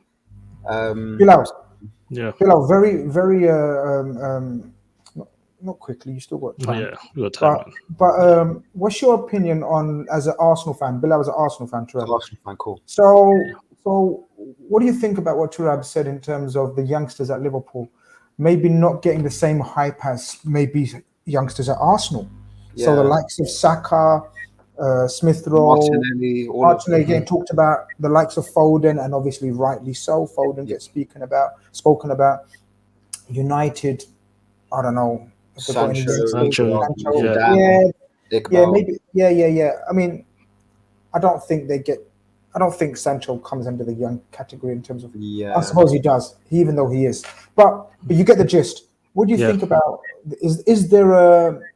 And if it was your club and if it was your players, would you care? No, listen, I would be so happy if Saka, Smith Rowe, Martinelli, to be honest, no one was really talking about them. But the difference is between Liverpool and the other clubs is Liverpool are established as a top 3 club right now in the world. Liverpool have proper players playing in their team right now. So, of course, your youngsters aren't going to be talked about like Saka and Smith Rowe and Martinelli, who Arsenal are relying on, to get the job done. Liverpool are not relying. You have the luxury of letting these players breathe and develop at their own pace. There's not much pressure on them. And with Harvey Elliott, really, he was starting to pick up, some really, really good form. Then he picked up that injury. I think at that time, people were talking about Harvey Elliott a lot, and you could start seeing what he was doing, the way he plays, especially was playing kind of right centre mid them times. Yeah, the way he was linking up with Salah. Yeah, it was fantastic. He's a massive, massive talent. But because of the injury and because Liverpool are just right now have established players, of course your young players aren't going to get talked about as much as your Sakas, Saka, let's say, maybe on a different level to even some of the other ones at Arsenal, because he's playing for England, he's playing for Arsenal, blah, blah, blah. Foden as well. Foden, the reason he gets talked about a lot, let's keep it real, he's English. Man City are a team full of, superstar, big money signings. And Foden is that one guy that's come out the academy who's really broken into the first team. So he's like it's a bit obscure to see him playing for Man City. He's a little bit different. So that's why Foden's getting talked about quite a bit. But yeah, on just your players, you've got your transfer window in general. Liverpool fans seem to be desperate for a new midfielder. I'm really happy with it. Yeah, online, I just don't know why there seems to be such a I know you guys aren't, you're not too bothered. You believe in Klopp, and I think your midfield, to be honest, if one midfielder would be nice. Yeah. If anyone argues behind what I was watching, Sky Sports just released an interview Klopp did. I think it was a few hours ago, about 6-7 minutes. He was like, "I'm happy if someone leaves or there's hopefully touch wood a big injury in pre-season. He's not going to buy anyone, and I'm fairly happy. People don't seem to understand. City are taking a risk. They're letting go of Jesus and Sterling, and Zinchenko. Telling me they're going to let and potentially Bernardo. I don't think that'll happen, but let's see. Yeah, it's too much. They're taking risks as well, and I'm interested to see how both teams have moved away from a floating number 9/false 9 to a direct number 9. So in a way, we've both kind of, changed. So it'll be interesting to see which change works more for each. But don't you think we changed before Man City by number 9? Yeah. Not even Mane. Diogo Jota. Jota. So Diogo Jota doesn't play like Bobby at all when he played up front for us, right? And people forget and have totally slept Mhm. on the way Jota took to this Liverpool team. Oh, mate. So, Like a so glove. if we rewind, what, a season or how long he's been here, a bit more, and see how the majority of his games he played through the middle. I remember one game away to Atalanta where he scored a hat-trick. Yeah, last season. And the variety of his finishes, and they were all totally different and amazing. This guy took to Liverpool like he's been here and played that role that many Liverpool fans were saying, oh man, how do we replace Bobby? How do we do this? We changed the style of our number 9 a season before. What, in my humble opinion, Klopp has seen and done is he's seen the success that he had with Diogo Jota, and he's enhanced that by buying a younger, a quicker, An out a and out, stronger, a fully. taller, out and out Diogo Jota. Diogo Jota is also there. So when people say, "Oh, you're gonna miss Mane's goals and Bobby's not the same player," and how you're gonna replace? Because 6 months ago, non-Liverpool fans were not crying out, were hoping you guys are dead. Yeah. Mane, Salah wants to go. Mane's going. Bobby's dead. Now the narrative is Nunes is So going to flop. now, forget Nunes even for now. Now, when people deep it and real football people sit down and analyze the situation, we've still got Mohamed Salah. We've signed him on to a deal, and the guy looks so happy to be there. And like, I don't know if you guys have seen, or Turab, you have, Bilal, you won't have seen the pictures of him in training. You can see every fiber in his muscles. It's like Which player is this? Nunes? Mohamed Salah. Oh, Salah. Oh, that guy is a monster. I saw him doing some climbing thing one time. Seeing his pictures reminds me of my younger days. I'm joking. Mate, he's tanned. He's got the dye in his hair. Salah's too much, man. He's living life to the max, and he's about to tear this Premier League a new one. We've got Luis Diaz, who in 3 months showed what he's capable of whilst playing 40 to 50 games already for Porto, being the main man there, then coming to Liverpool amidst a title charge, a Champions League charge, and 2 domestic cup finals, who showed in 3 months without no training, without no real coaching. Jurgen Klopp said, we just told him to go and handle his business. He's got a full season of training, knowing how we play even more on the back of him. We've still got Bobby Firmino, who people were slept on. He had lots of injuries last year, but the season before he was very good for us in patches, and he still is very good for us. And now we've got an 80 million striker who, to me, looks frighteningly good already. Not only just I couldn't be bothered. I couldn't give a shit about his 4 goals. I couldn't give a shit about his misses in the previous game or his performance. I try to look at it beyond G&A in preseason friendlies, or G&A meaning goals and assists in preseason friendlies or training sessions, glorified training sessions. But you look at his movement, you look at the way he's operating, you look at the way the areas how he's linking up with the forwards already. It's a lot of work for people. So when people say, "Oh, your strike force is dead," 6 months ago only 6 months ago, now they're realizing, shit, they've got 5. Hopefully Jota's not out for too long. Jota will be out back in a couple of weeks. They've got 5 quality players to choose from. It's a lot of work for a lot of defenses in the Premier League, Bilal. Yeah, honestly, I think the first time I came on here, when you guys were signing Nunes, I said 100% he's gonna just bang at Liverpool. And the reason I did say that is because I just remembered the way Jota was just slapping the goals in headers, all sorts. I'm thinking, if Jota is doing that at Liverpool, what's this monster that was at Benfica last season going to do at Liverpool? I think, you know what it is with a lot of rival fans, and all this like Nunes watch and analyzing his first touch and all of this sort of stuff. It is just coming from a point of, look at Liverpool's recent transfers. They haven't missed, really.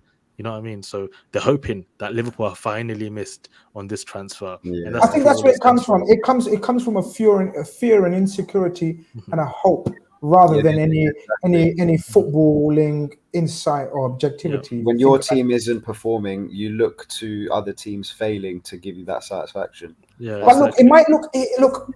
No one, including me or the toppest of Reds and Liverpool fans are saying it's a certified success. Yeah. I don't think anyone's saying that anyway. I There may be said it. people that think that. Okay, yeah, but you know, I'll put my neck on the line. but you're neutral. But what I mean is, like what I said is, no Liverpool fan can 100% certify and guarantee that. Yeah, because their neck would be on the line. If you say it, no one's going to remember it because you're an Arsenal fan. So we're going to say you're like just hyping us up for no reason. But it's true. It's good to hear it from a neutral. Liverpool fans don't want eggs thrown in their faces, so they don't want to say too much. I get that. But as you said, Bilal, we just don't miss when it comes to expense or signings that are above 25 million, let's say. 95% of our signings, 97, 99 even. We just don't miss. Yeah. And he may take 6 months to acclimatize and do well. But I'm here for it.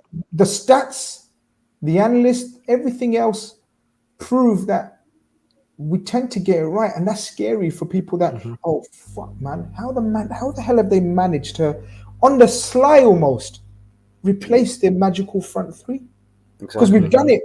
Only Mohamed Salah is left, and he's got another 3 years minimum to go, as we can tell. And he's still got Bobby as well, but let's see what happens with him. Yeah, look, Bobby's, you know, like, do you lot guys play FPL? Yeah, Bobby's a free hit. Yeah. Bobby's a free hit, man. Bobby's a wild card. We'll never stand for Bobby slander, ever. Yeah. No, but even if Bobby fails, no problem. Bobby's done 6 years of the highest level with us. Last year, riding into the sunset, as I said on a previous show on my channel, I said, you can tell Bobby will still smile, dazzle us with his teeth, and do kick-ups into the sunset, and we'll be good. We'll be nice, no problem. But and I guarantee you, and I'm so confident of bringing the next player who will be just as vital and good, because that's how we operate. Bobby's that type of player. He'll always play his role because I think it was mentioned he's like this. He's now the senior Spanish, Colombian, South American now in the ranks, and the way he's communicating with the South Americans, he's part of. He's the main man. He's actually the senior attacker. Yeah. He's our most senior attacker. Yeah, 100%. Yeah. You know, and he's playing his role. When Mane was around, he was still the senior one. Absolutely, so. and you can see it already. Like off the pitch, you can tell. You know, he still keeps stuff in shape. In fact, he looks leaner. People are talking about how he's old. To me, he looks leaner. So it's frightening. Bilal, just a quick update on the poll we done. Hold on, let me just. Let me have a look. Well, let's see how we're getting on, people. Let's see how we're getting on. I'll vote for the Man United duo. Just, you know. No, that's fair enough, man. Look, at the moment. People are saying, "Oh man, imagine Grizz doing a poll on his thing." Of course, it's going to be biased. Well, look, the game's the game. The game's the game. You included Bowen. That changed. So, but check this out. I added Sancho as well, though, from the other side. Yeah. So I tried to be fair. So I could have been really, really sneaky and snidey and done Ronaldo instead of Martial, maybe. I could have done Rashford, Sancho, and Ronaldo. But I put in Sancho and Martial, so I try to make it fair. But people at the moment, over 600 votes. I think this was a few minutes. This was half an hour ago, so it's probably over 1,000 votes now. But 72.5%. Say the West Ham. It is. I knew I wasn't crazy. That's all I have to say. I don't know what to say, man. Exactly. Bilal, I think I'm going to let you go because the last minute. So thank you very much for coming on last minute. I've DM'd you now, so keep in touch and we talk very, very soon, my brother. If you don't already know, Bilal has his own channel as well. Go and check that out. Top Football Show. As you can see, guy talks sense. And even if he doesn't, you know, he makes it out. He talks sense. So give him the benefit of the doubt. Do you know what I mean? Bilal, wonderful chatting to you as always. All right, thank you guys. Take care, man. Take care. Nice one. Bye bye. Turab, I'll go back to your point about. In fact, while you're on the call, I'm going to bring in Ray as well, who's another Liverpool fan, so we can have a bit more of a Liverpool chat. Ray, welcome to the stream, my brother. How are you? You're on mute, bro. Good afternoon to you. I'm sorry. No problem. I'm doing real good, my brother. Tell us where you're calling from. I'm calling from the East Coast of the United States. Location will be Rhode Island, but that's irrelevant. I'm happy to be here. Thank you for the invite. Really honored. It's not a problem, my friend. This invite is Yes, exactly sir. for people like you that want to Yes, come on sir. and talk football. It's amazing that, Yeah, you know what I mean? It's amazing the support that you guys show. So it's only fair I do at least one show a week where we can get to chat and see how we all yeah, of feel, you know? course. I'm not gonna Ray, let you down because I really want to talk some real important points. Grizz, I'm sorry to interrupt, go but for it. if Go for if it. you The want to get on floor is top of the yours. ball right now, if you want to get on top of the ball right now, Mr. Grizz, who are your top 4 picks for this year? To finish in the top four places, Yes, sir. so I have, of course, us and City. Uh Not huh. much to That's a choose given, between us. Not much to of choose course. between us and City. But First of all, I'm gonna be a bit disappointed with you, Ray. Hmm. I know who you're gonna Ask me say why. no. Ask me I why. know who you're gonna say no, because you know you want No, to have him as your no, striker, bro. no. Ask me why. Ask me why. No, Do not you say don't the Red know. Devils are gonna be in the top 4, bro. No, no, no, no, no, no, no. Nothing All like right. that. I'm gonna say I done a Premier League preview show just a few days Mhm. ago, and I gave my top four. That means you missed a show on my channel. I'm Brother, so disappointed. I gotta I'm match work, so bro. I'm sorry. The time difference no, doesn't help, I'm does sorry, it? brother. But no problem, man, no problem, if I can get back on that, I will definitely do that for you. But I will say no mine problem. because the way this transfer window has happened, there's a lot of quick changes. A lot of quick changes that people are not really ready to see on the pitch. And this is the problem with us football fans. We get so used to the cluster of how the football is supposed to be and how good a player can be until there's challenges, there's disappointment, and there's changes. Let's talk about Tottenham Hotspur. Them Go for Monday it. are going to disturb a lot of people. They're going to disturb a lot of people, and if we're not ready for that type of disruption, then I don't think we should talk about the league because these people are ready to step on our neck because they're our weakest point usually in the season, and if they're ready to step on our neck, that means they're ready to step on other people's necks. I just want to make sure that's a valid point for most Liverpool fans because if they can help us win this thing, I can shake the prem for them to win the Champions League. I'm sorry, I apologize, but City needs to burn out. De Bruyne has 2 more seasons, and if people don't realize that this thing has changed and we're back on City's, but the only person that really thinks that City is not a problem is a person who's not on City's radar. That would be like a Southampton fan, Everton fan, because these guys are here to challenge. They have the same pace, they have the same width, and they have the same ball retention. Because Harry Kane can cycle a ball. So if we're not ready for that type of involvement, I gotta let you know that we're gonna be chasing City again. Because they've really stepped it up. They've really stepped it up, and I'm really happy to see somebody push Chelsea away. Push Chelsea off the table. They're not big boys no more, fam. You feel me? So Mm. that's I really wanna, my I thing. wanna, I wanna get Turab's opinion on the top four as well. You mentioned Spurs there, and I agree with you. I think Spurs are a problem. I think Spurs are a problem. People need to. Need to wake up and People smell the need to. coffee. Yeah, 100%. Yeah, I mean, look. When I say a problem, I don't mean a problem in terms of winning the title, but they most certainly will have a say, like you say, Ray. Yeah. I think they Yeah, could. I think they could disrupt. make it interesting. It's not a two-horse race. I know Chelsea were part of the race up to about November, maybe December, October. but it was the Christmas fixtures that really done them. Okay, maybe up till then. I think Spurs may take it to February, let's just say, which is And that's the progress problem. for a third place team. Turab, what do you think about what Ray's saying? Yeah, no, I hear what you're saying completely, and I feel like it's going to be something like that. They'll be there or thereabouts, and then I think they'll just fall off towards the back end of the season. I'm not I saying fall off don't to the know. point. I'm not saying fall off to the point they'll capitulate. I just think to go from fourth to first, that you're asking a lot. And I know it's Antonio I'm not Conte. saying first. I'm just saying fourth is not even the minimum for them. At least like the second place, Then, because then, these guys then, they'll be losing Harry Kane, and that's the big that's and Hugo yeah, then Lloris, I believe. you can see them having a good cup run as well. Then I do think they'll win a trophy this But season. who else is losing big shooters? Think about it. We're only person we're losing is VVD and Please remind me, Grace. Who else is going for World Cups for us other than VVD Uh, and we've got Uh, we've got possibly Bobby Firmino going. We've Lewis got Lewis isn't uh, going. who's got we've got possibly Bobby Alex? Firmino, Allison, Alex Virgil, Nunes. Trent. That's it. Nunes is And going. I'm sorry, bro. We've done this before. We can. Then this is my next talking point. If we're gonna go back to rock and roll football, there's no better time than this. I'm sorry. There's no better time than this. This man has put so many players into his team that the attacking line is just shuffle, shuffle, shuffle. And when's the last time we saw rock and roll football, Grace? How did you feel every match day when you had rock and roll football? You just want to sit back and be like, wow, another ball on the outside. So I'm just Mm, saying, let's just be really realistic with what we're seeing here. This man has thought about this team. He's thought about it so much better than we have that he's really willing to risk it all. You know, Trent will be going. That's a weak point. Every time we talk about Liverpool and there's no Trent, they're like, see, that's all they got. We'll see. We will actually talk about it when there's people to be, held accountable. I don't know who we're gonna put out there, but Gomez is in the right place and is in the right space, and this is his time, man.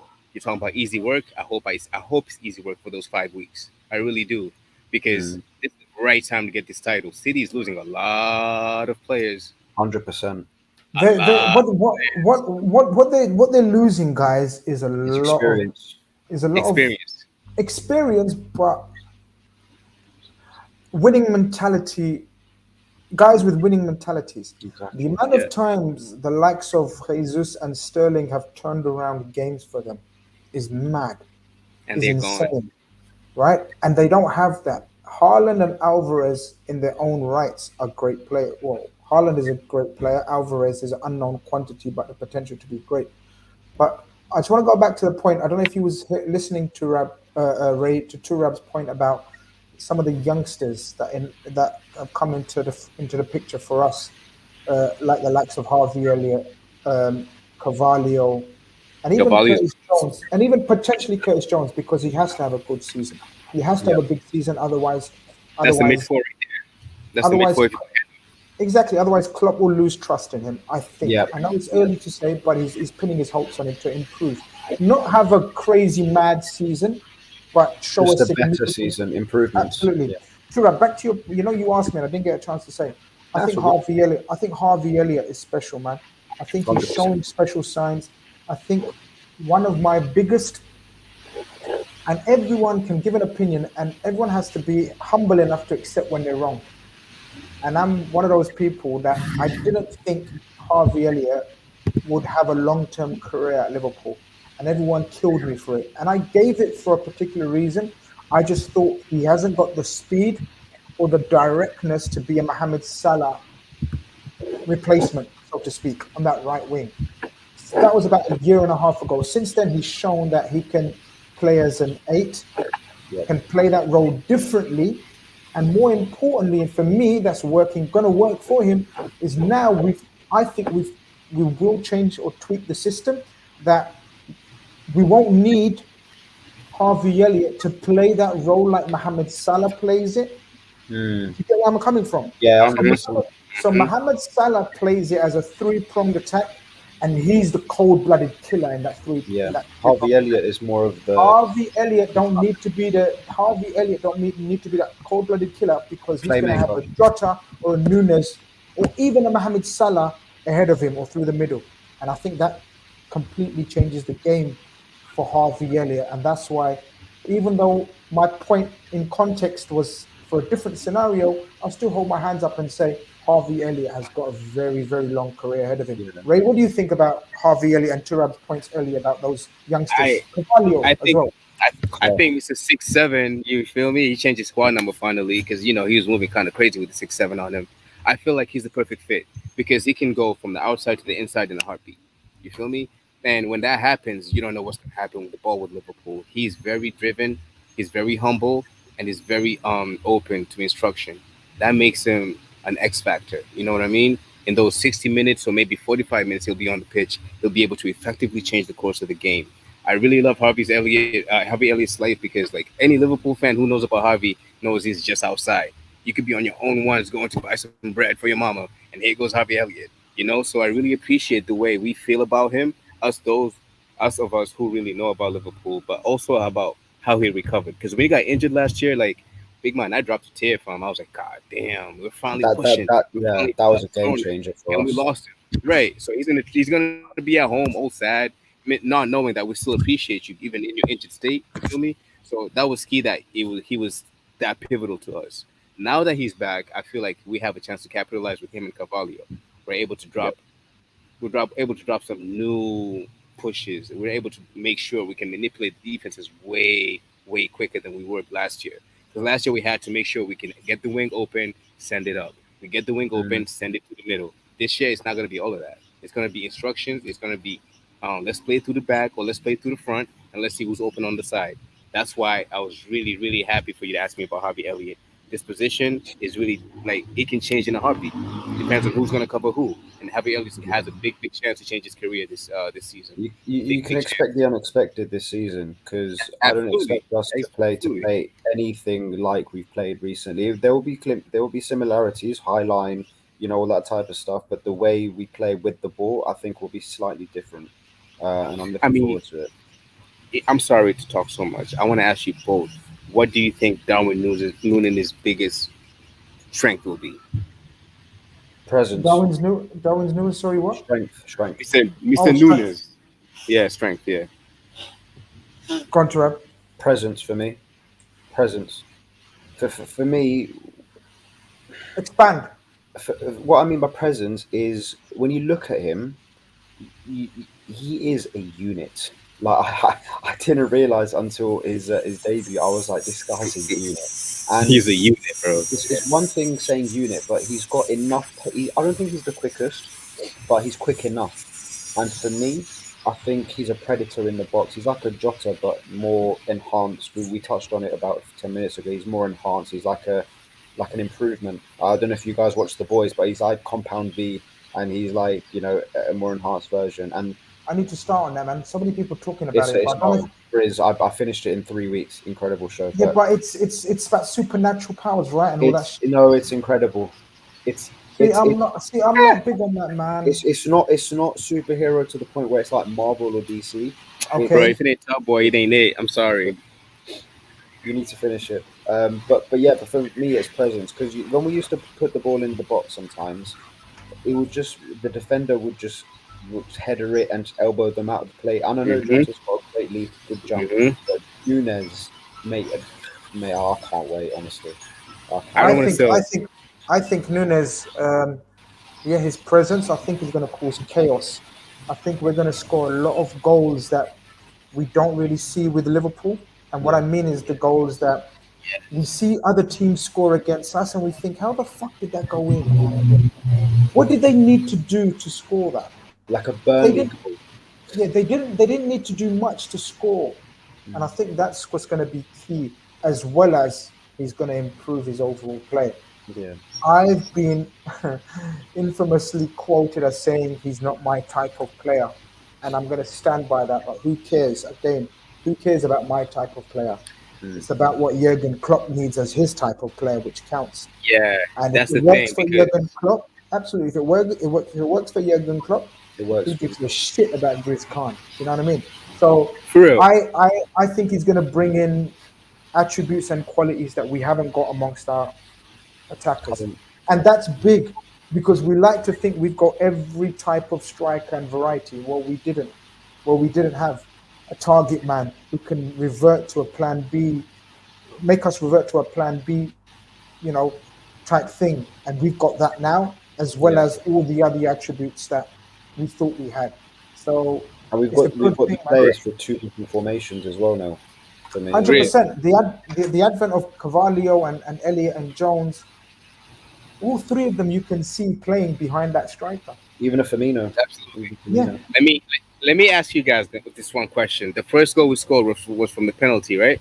Because Diaz went through and he got cut yeah. off, and then my boy stepped up. Do you remember the Salah assist? Do you remember how he just Yes, grabbed it, put his studs on it? That's yeah. if he's on that this year, if he's on that already, I'm sorry, but I'm gonna have a lot of peace in my life if Salah is doing all of that already because that was brutal. That was brutal because that man was right there with the ball. He was like, "Nah, hold on. Okay, here you go." And just Diaz just ate his dinner. So if we're able to keep that type of poise, we're able to threaten more. We're able to change the pace. And once Liverpool changes the pace, trust me, and believe me, Mm, it's gonna be a long day. And we've lacked that gear. We've lacked that ability to just go up, up, and yep. then maybe slow down, and then wear them out because that's what brought injuries.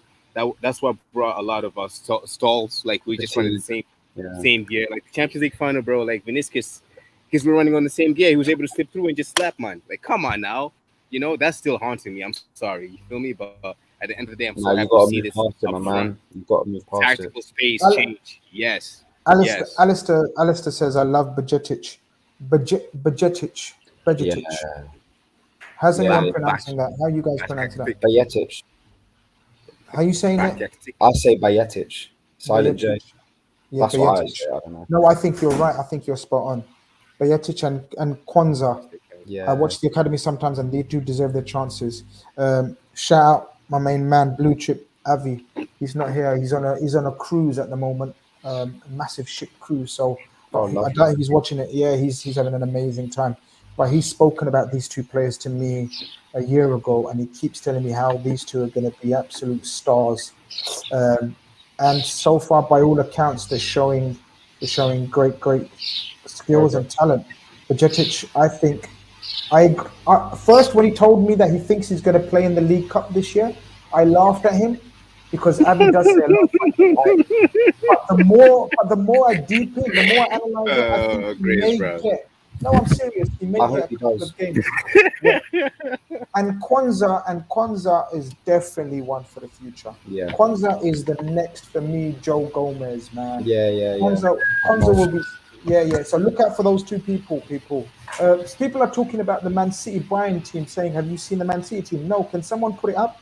What's going on? Why is people saying, "Have you seen the Man City team?" So if you want to put it in the chat, people, let me know. Ray, talk to me, man. Last few minutes for yourself. What else you want to speak on? I want to speak on the presence you give us as Liverpool fans. We appreciate you, brother. You really do. You got Kenyans. You got, you know what I'm saying? Every time I tune in, it's a movie. So I appreciate you, man. You feel me? Bro, this is really what it's all about. Listen, we're an international club. Yes, we're not sir. about just from Liverpool. We're not about just from the UK. We're not about religion, race, color, creed. We're about family, man. That's why I like to do these things, to try to get in everyone involved. From how many times have we had people from Senegal, India, Australia, Canada? You know, that's the beauty of being a Liverpool fan base, man. We're international. People, the thing is, teams like, I'm sorry to drag you guys back in, but other teams, actually, I'm not going to say teams, but teams know that they're not about the international globe. They're just, you know what I mean, a few hundred here and there from other countries and that. Hey, Grizz. You know what I mean? Man City went on tour. Chelsea went on tour, and they had a Man City pull up for autograph. When you go to a Singapore to a Liverpool tour, how many other jerseys you be seeing out there? I'm sorry, it's mad, Red Nation or what? Listen. Hold on. We'll go back to the Man City team. Doman says your pronunciation of Bajetic are so funny. Are we right or wrong? Correct. I'm so sorry, man. Correct me if I'm wrong, man. People are putting up the Man City team. Vex, who's a channel member, he says Cancelo, Diaz, Ake, Wilson. Who's Wilson? Oh, is that a left back? Wilson. Okay, Wilson as Brand. Rodri, I'm sure he means. Rodri, De Bruyne, Ronaldo, Mahrez, Grealish, Haaland. Haaland makes his debut. Haaland makes his full debut. Yeah, he's on. I can't wait to play that, brother. I can't wait to play that, brother. Here we go. Your brother's sending a little chat for you as well, my friend. There you go. Much love, bro. Thank you, bro. you got your family in the chat, no doubt. Brother, I don't know this guy, but hey, that's Top Boy magic. Thank you, sir. Okay. But yeah, listen, has anyone got the Bayern Munich team? Because people are saying Sadio Mane is not in the Bayern Munich team, which is probably understandable because he was away collecting his award. Yeah, he was getting his award, yeah. Exactly. And the coach is like, Sadio, you ain't gotta be here today. No. He don't need to be running up against Man City. We know he's proved what he can do against Man City. They're playing Man City. Oh, yeah. You've got a fan in the chat. So it's big up, Grizz. Great show. How did you manage to get Saif Ali Khan on the show? Wow. Saif Ali Khan is a Bollywood star. Yeah, I'll take that. Yeah. I've got his nose. I'll take. There you go. So. But it's been a pleasure speaking to you both, man. I'm going to keep this moving. Obviously, I like to keep it on all clubs, not just Liverpool. But it's always a pleasure speaking to Liverpool fans. Feel free to come back another time. First and foremost, Turab, pleasure speaking to you, my brother. Hopefully, have a ice cold bath after that cricket. Where are you aching from? Are you aching yet, or are you gonna feel it tomorrow? No, I'll feel it tomorrow. I'll feel it tomorrow. You're gonna feel it tomorrow. Yeah. But hit Eat me some up. turmeric, bro. That shit will help you. Message, I'm sorry. what's going on? Talk to me. Talk. What's the thing he needs to do? Turmeric. Eat How? turmeric, bro. Yo, turmeric What, is really good for your raw? muscles. What? You didn't know? In a drink? In a drink or what? Whatever way you take turmeric, take it, and your body will recover in less than. I'm not lying. The science is there. Turab, do that, man. Get the turmeric down here. Yeah, Much love to Rob. Much love, Grizz. Thank you, bro. No problem. Message me on my socials, Turab. We can hopefully get you on again, man. I don't know if you are you on Twitter or Insta or something. I've just tweeted you now, so yeah. Okay, DM me. My notifications, you know, what I mean, I don't see all my notifications. Just DM me, bro, and we keep in touch. Look after yourself. Take care. And Ray, it's been a pleasure speaking to you as my bro. Look out for yourself. Thank you, man. I will. Hope you have a great day. Have a great weekend. Look after yourself. Take care, guys. Bye. All right, we got the next caller in the building, people. It's been a great show so far, man. I'm not gonna lie to you, man. 2 hours have flown by when you're talking to people that know what they're talking about. It's amazing. Ethan asks Grizz, what do you see as Jota's role being when he comes back from injury? When he comes back from injury, Ethan, I thought if Jota starts, if Jota had a full preseason and came back fully fit and everything, I personally think he would have started the season. I think he would have been Salah, Diaz, and Jota, the front three for Fulham. That's just my opinion. Maybe Bobby, but I don't think Núñez would have started. Now it changes the picture. I think Jota obviously is going to miss the first game. Even if he is fit for it, he won't be back for another 2 weeks into the season minimum. So let's see, goes back. But I want to see him through the middle, Ethan. I don't want to see him out wide. I just don't like him in that position.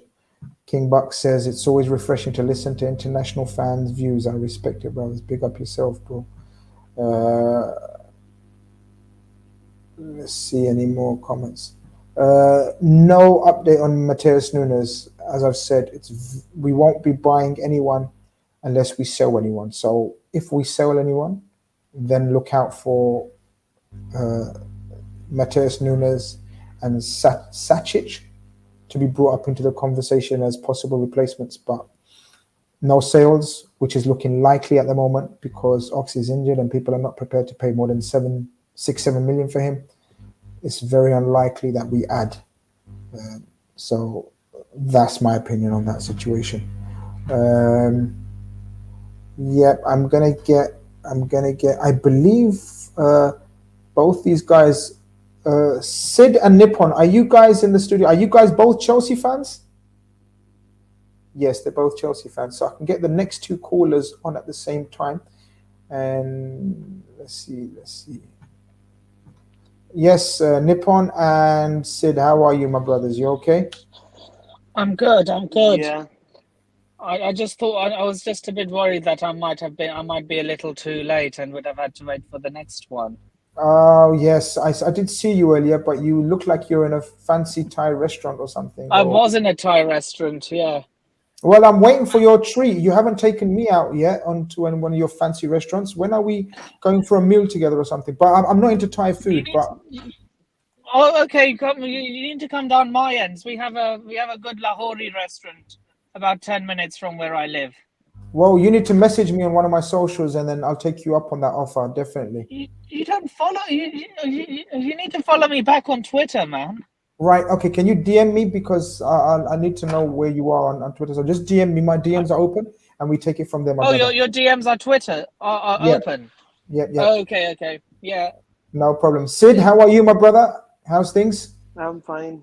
How are you? I'm good. Why was you fighting with me in the comments earlier? I kicked you off, and they said, I was not fighting. You was fighting with me, but yeah, you was fighting, arguing with me. I kicked you off, and I did this and did this. But look, I always give you time. I was kicked out because last time you had so many Chelsea fans. So what happens? Let me tell you how it happens. Because the studio only allows 12 people in the studio. So what I've tried to do, and the purpose of these call-in shows, is to get as many new callers and channel members' priority. So that's what it is. It's nothing personal. You know, I got love for all of you guys. But how are you? I'm Talk to me. always What here. Even if I got kicked out, I was here next week. You're a legend, brother. What would you like to speak about? You can go first, Sid. Yeah, I want to know about Barcelona that they are on to a FIFA career mode, and the point is that they made Kounde wait because they think they still can't register him. So they are waiting for the math to be done before they can go towards him, and that's why they are telling him to wait. That's why he went on to training. He was up to, uh, he was coming to Chelsea on, I guess, Monday or Tuesday for medical, but they told him to wait, and then he went to on training to Sevilla. It's mad. I don't know. I don't know what to say about the Barcelona situation without actually understanding every aspect of it. Nippon, have you got an opinion on what Sid is saying? Look, man, I don't know who Barca think they are to make a player wait to decide on their future. Look, the thing with Rafinha is that he only wanted Barcelona. Kounde, on the other hand, is open to either club. Like, if I'm Kounde, for example, obviously I'm taking my Chelsea bias out of it. Okay, like, say, okay, let's not be. I'm not going to be biased here. Like, say if Man City or Barcelona come in for me, I'm Jules Kounde, and they say Man City are willing to pay the money straight away, the transfer fee. You know what? I'm going to Man City. I'm not waiting for Barcelona to get the money. You know what I mean? But Nipun, Chelsea are currently on not that level, I guess, because we are in a redeveloping system and we are not entitled to win a trophy guaranteed next season. But Man City are, and Barcelona, he thinks Barcelona can because of their new signings. And even the stature of the club is too big to compete against. To be honest, as a Chelsea fan, Barcelona is way too bigger than us. Xavi, but look, the thing is, although look, Xavi's a great player, one of the best midfielders in the European game, in my opinion. But as a manager, he is still so, in my opinion. Out But of but it's out, but yeah, go if on. if you have a choice, as Sid is saying, of playing for or possibly being part of the rebuild or the reemergence of the great Barcelona under the great Xavi, who's come back to his former club, one of the all-time Hall of Famers, right? If you have an opportunity to do that, and all in comparison go to a Chelsea, a very unstable Chelsea, as much as you guys Yes.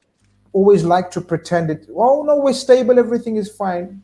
It's not a stable, I'm Of telling you guys, course, it's of not course. stable at Chelsea. Look, The But managers, if we I think am. if we think as normal person, even if you take all the things away as you are a solo footballer, you would go to Barcelona if they tell you that they can afford you. You would wait surely. You would not come to Chelsea. It's a fact, and we need to accept that. what do Yeah, you but think? look, What I do you don't think, like the Nippon? bullying. I don't like the bullying tactics Barca use, though. Honestly, I just don't like those tactics. And how is it when it's only? How is it that it's only our players they go after? Like, what? We try and sign that fridge from Man United. Guarantee you, Barca try to sign him as well. Just Why don't you try that? That would be funny. Why don't you just do yeah, a? Why don't you just pretend you're signing Harry Maguire, and then we can catch these guys once and for all to see that they have your scout. Because what will that will give away that will give away that there's a spy in the camp, and you have your head of scouting is on Barcelona's payroll, because that will prove it one way or the other. But look, well, guys, Chris guys, McLaughlin is. where are you now, guys? How do you feel? 2 weeks away. What's the situation? How are you feeling going into this season? I know you guys like to be very positive and believe in your team, But realistically, there's not a title challenge, is there, or is there? No. Nope. Even though if Nope. you are saying that we can sign two, three players and potentially challenge you, but even though I don't think so, we can challenge you. We can I don't challenge think we good will. in a UCL, but we can't do it in Premier League because in UCL we can compete because we have good defense, and in one-off match, Chelsea are always tend to do good, and we competed against you in that two times in two finals. Even though we lost on penalties, but we competed. So we can have a good cup run, and we can say that we can win FA Cup this year or Carabao Cup, or we can have a good UCL run. But in Premier League, it is not possible. From We're what we not are seeing winning. now, Look, if we start Mason Mount, we're not winning them. Let's have that right. Say that again, Because Nippon. Say that again. I said Mason I Mount has think a you are Wembley smoking something curse. good, Mitch. Wow, wow. So are I don't you? agree with you. Go on, have Not it a out with bit. each other. I said Mason Because if Mount you has a say, Wembley curse. okay, you are talking about finals, then it's different. But even I'm though, if talking you about. are competing against Liverpool, who do you tend to press from the front? Do you think Harvitz or anyone else is going to press from the front like he do? No. The system can't work without Mount in this team. Nippon, are we suggesting that you're not a Mason Mount fan, or what's going on Look, here? the thing is, I'm not. Look, I'm a Chelsea fan. I back Sure. all my players. And, Okay. and what I also do is if a player's playing badly, I'll call them out. I don't have Okay. favorites. Like Okay. Mason Mount, if he has a 0 out of 10 game, I'll criticize him. If he has a 10 out of 10 man of the match, I'll say bravo. So what's going on then? What are you saying? Where are you now with Mason Mount? Like I felt as When though it that. comes to Wembley, every final Mason Mount has started at Wembley. He has not won it. With Derby County, lost the playoff final. He started. Euro final with England, lost it. Both Carabao Cup finals, lost it on penalties. Do you see the pattern? Respond, Mr. Shahani. Respond. You are the Chelsea fan here. Respond. What is he saying? There is nothing to respond, man. It's like we are telling the whole team is not performing, then it's up to Mount because he has not won anything. So we will put Wait, he anything has on won the Kane if Champions Spurs League. has not. Yeah, but you said about Wembley. He has not Oh, won okay. on Wembley. So you are saying that he has not won semi-finals there? He was in semi-final against I mean, City. sorry, I meant final. I meant the final Wembley final curse. But he performed and the rest of the team didn't, and our output was not good. So what can a single player do? Was it Salah's or Mane's fault that Liverpool lost to Real Madrid? No.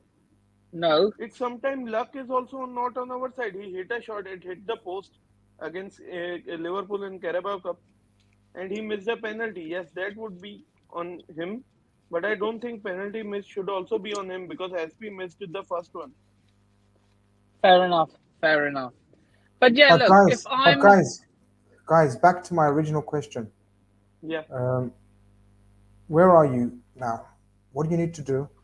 What do you think will be done? And where will you finish? I think we will finish fourth this season. I don't think we will finish above Spurs, and I think we are going to sign 2 to 3 players from now on. Also, one centre back. I think we need one cover for wing back and a right winger. Nippon? yeah, I said this on a previous call-in that my head tells me we're going to finish fourth, possibly with or without a trophy. My heart says we're going to finish third and win a trophy. Like I said, and plus, when it comes to the Premier League, there are only 2 teams in it: Liverpool and Man City. And I expect it to be the same next season as well. Interesting. It's got a super chat from Pimp in Distress. Big up your services. Big up, G. Great show. Thank you very much. Hope you're really enjoying it. People, hope you've got the likes in. Well, I'm not going to be going for much longer now.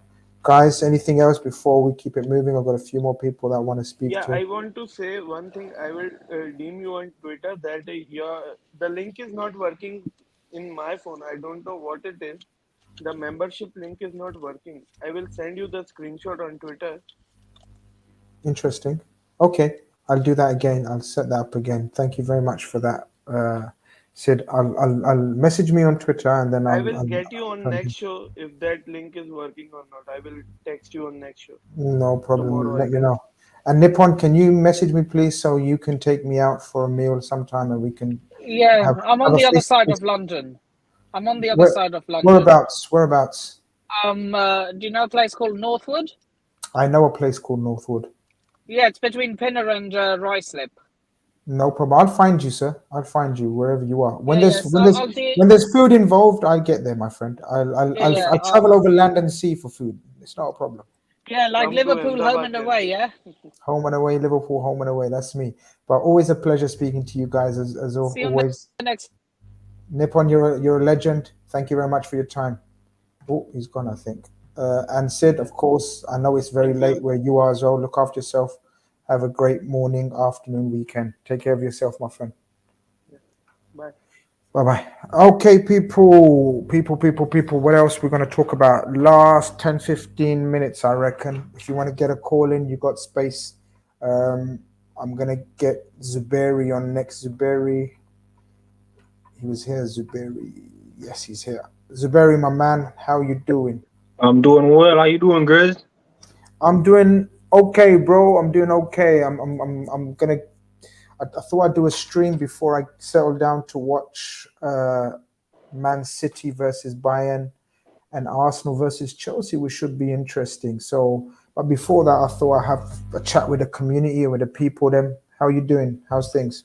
I'm good, man. Chilling with the family. They in the next room. Just a little Guyanese link up going on. Best People way, flying bro. in from Canada and all that good Best way. stuff. Best way, Yeah. bro. Best way. That's the what I'm So, talking about. so I'm just throwing back a few beers, and I'm like, yo, I think Grizz is on Saturdays. You always on Saturdays, right? I'm trying to make it a regular Saturday thing, you know. I'm gonna try to. It's either gonna be a Friday or a Saturday thing. I'm gonna do a poll in the community chat, and I'm gonna do a poll on the Twitter and all these places to see what the optimum people want to do. Saturday or Friday? What suits you anyway? While you're here, Hey, Saturday suits me because I think Daps they do one on Thursday, Copish is Friday. So if you do Saturday, it's great. I think Jamie does Tuesday. So I'm not really on the socials, but I love when you guys no are not problem. on the same day. So, I I hear can you. interact with you guys Okay, and support okay. you guys. Yeah, you're a legend anyway. So Saturday sounds good to me. We'll keep it moving on a Saturday. What's good? Talk to me. What do you want to speak about, man? All right. So I don't know if you know about America, but there's an inflation going on. But there's been an inflation in the transfer market since Barcelona did something stupid with Coutinho. Um, and now you see they got money problems. Obviously that don't work. Looking back, how did you feel when we signed Andy Carroll? Because that was like a record-breaking fee for us at the time. And I know it's no correlation to the fee and the player. It's just what the market is doing at the time. But what was your thought? Because I wasn't impressed. I was furious we got him. I'm like, yo, why are we getting him? Is this an English bias? Like I never saw anything in that guy for us to like make him the highest or go that hard for him at the time. Mm. Good question, man. You've All got me right, tell you what. thinking. While Go you're on. thinking about it, the reason why I'm asking is Nunes now holds that title. While you're thinking about it, I'm just gonna talk about it a little bit. Do you think that is gonna bring some unnecessary pressure as far as his output? Because Naby Keita was he's up there, like top 5 highest signings, I think. And he hasn't really lived up to his original talent. Not the price, just his talent. Like what we brought him in for, I've yet to get a season of that. And I'm gonna be honest, I'm solely judging him off of how much we pay for him. I think it's like 50 to 60 something mil. You haven't really banged out a good season. I can't look past the fee and his performance. So what was your initial reaction when we signed Carroll? Because he didn't perform for the fee at that time either. Mm. So I'm trying to work out where you going with the question. I'm trying to get ahead of myself because that's what I do. As opposed to just answer the question and then you have me fucked later No, on. no, no, no, no, no. I'm not trying to get No, you no, no, caught no, out no, of no, no, nothing. no, no, Yeah. no, no. I hear you, but I'm saying this is how I operate. Okay, For okay. anything, for anyone, not just you. Yeah. So I like to think 2 or 3 steps ahead. Sometimes it backfires on you when you try to think too far ahead. It's just inbred. I do that shit. I'm like that. So if you're trying to compare the 2 players stylistically and then match up their fees, I hear that. It's a risk. But for me, the 2 scenarios are completely different. And the profile of player and the context around it is completely different. So to your original question about Andy Carroll, I was like you, I was very indifferent towards it. Just like now, and I don't know, Zuberi, if you've been following me for long or watching my shows, you said you have, but you'll know that I don't care about prices. I never have. So when people come with the FSG, don't pay, I don't care. I don't care if FSG pay high fees and high wages. I just want FSG to don't undersell to my manager. I just want FSG to provide what my manager needs. That's the only thing I care about. Whether that's a £5 million player, whether that's a £100 million player, I don't care. So I'm not going to be a hypocrite and say it affects me how much the player is, whatever. It doesn't. Honestly, I mean that. I'm not trying to be whatever. I mean that. Andy Carroll at the time, I didn't look at the fee. I didn't care as well back then. I just wanted to know what kind of player, what kind of skill set is he going to bring to my team. Kenny Dalglish was the manager. We had a slow team. We had zero pace in that team. Yeah. We had the quickest player we had was Stuart Downing, who came in, right? We had Charlie Adam in that team in the midfield. So it was horrible all around. I didn't know how we're going to work with Andy Carroll. Suarez was bought at the same time. So then I thought to myself, okay, maybe we're going to do the old school big man, little man partnership here, right? But one thing I very quickly found out was we haven't profiled this player really. We haven't looked deep into his lifestyle like we do now. We haven't looked to his off-field activities like we do now. We haven't looked into his previous history like we do now. We haven't analyzed him like we do now. Back then, you can tell we were FSG, the whole what was it called? Committee. Everything was pretty made up of novices. You could tell with our dealings. Yeah, nah, it was basic. It was basically the starting point, and I gotta give you mad props right now, Grizz. You thought like 3 steps ahead. That's where I was going. It was the evolution of acquisition and how we're gonna build, and that's why I start with Carroll, because they break the bank for him, and they never really did like an in-depth. Okay, what is the build-up play? What is his style of play? How did he work with this system? And I think we've evolved way beyond that. Like right now, I think any player we're going for, and we're going for 100%, because we might go for a player, and I think there's sometimes we're going in at like 67%. And those are the ones that don't really get closed as far as the deals are done. I think whatever player we go for, and we either break the bank from now moving forward, we've done an in-depth analysis of that player as far as pressing, defending, style of play, off the pitch antics, off the pitch lifestyle, just the complete We have package. to listen, Zuberi. Do you know what it is? First, I want to shout out Pimp in Distress, sending a super chats. Come on, people, smash the likes for the Godfather and his guests. His classy free content. Big up yourself, man. Big up yourself as well, man. Do you know what it is? We were at that stage where we unfortunately had to fuck up and learn from our mistakes and move forward with it.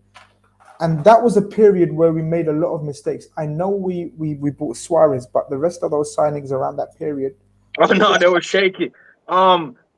Is it fair? And this is where I was going. This is like the 4th to the 5th steps down the road. Yeah. Is it fair for me to put that on Roger's head? because he came out similar to Klopp. Well, not similar, but he came out and he was like, I'm not going for the ballers. I'm going for the midway players because the ballers got too much personality. So he didn't really want to go for the big egos. He wanted to go for like the mid players and coach them up.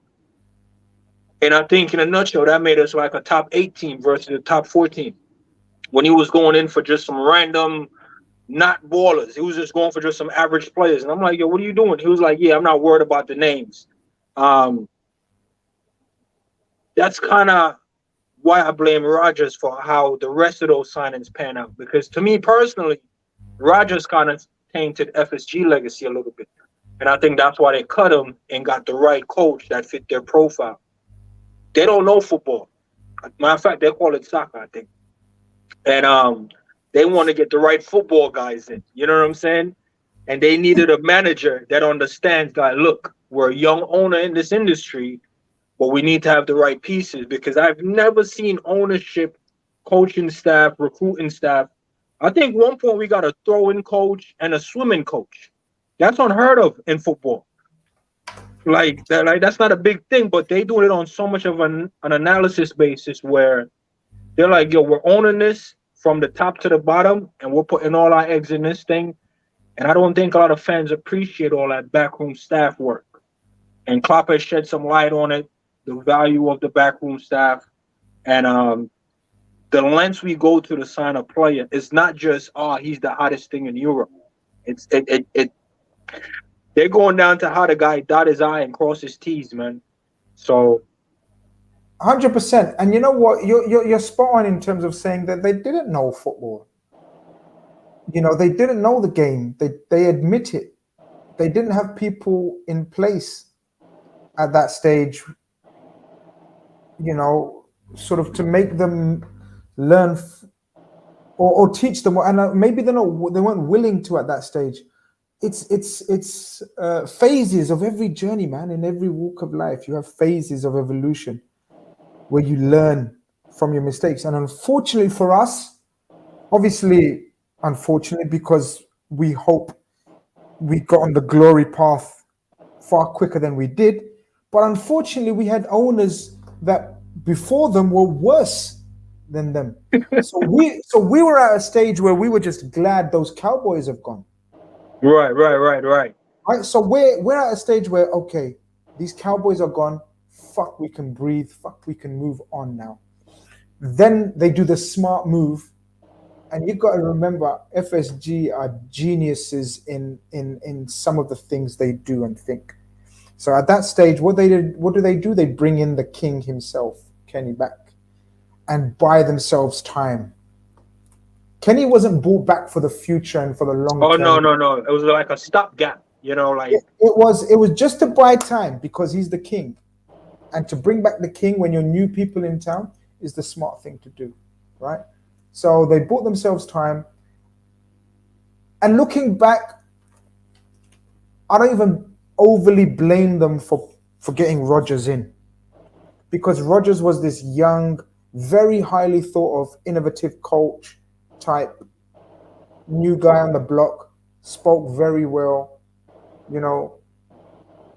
So you can't even blame them, because they must have been advised at the time by whoever was advising them. Yeah, no, he was the hottest prospect as far as a young coach was concerned, and they wanted to grow with him. But I think he was missing a lot. But check this out.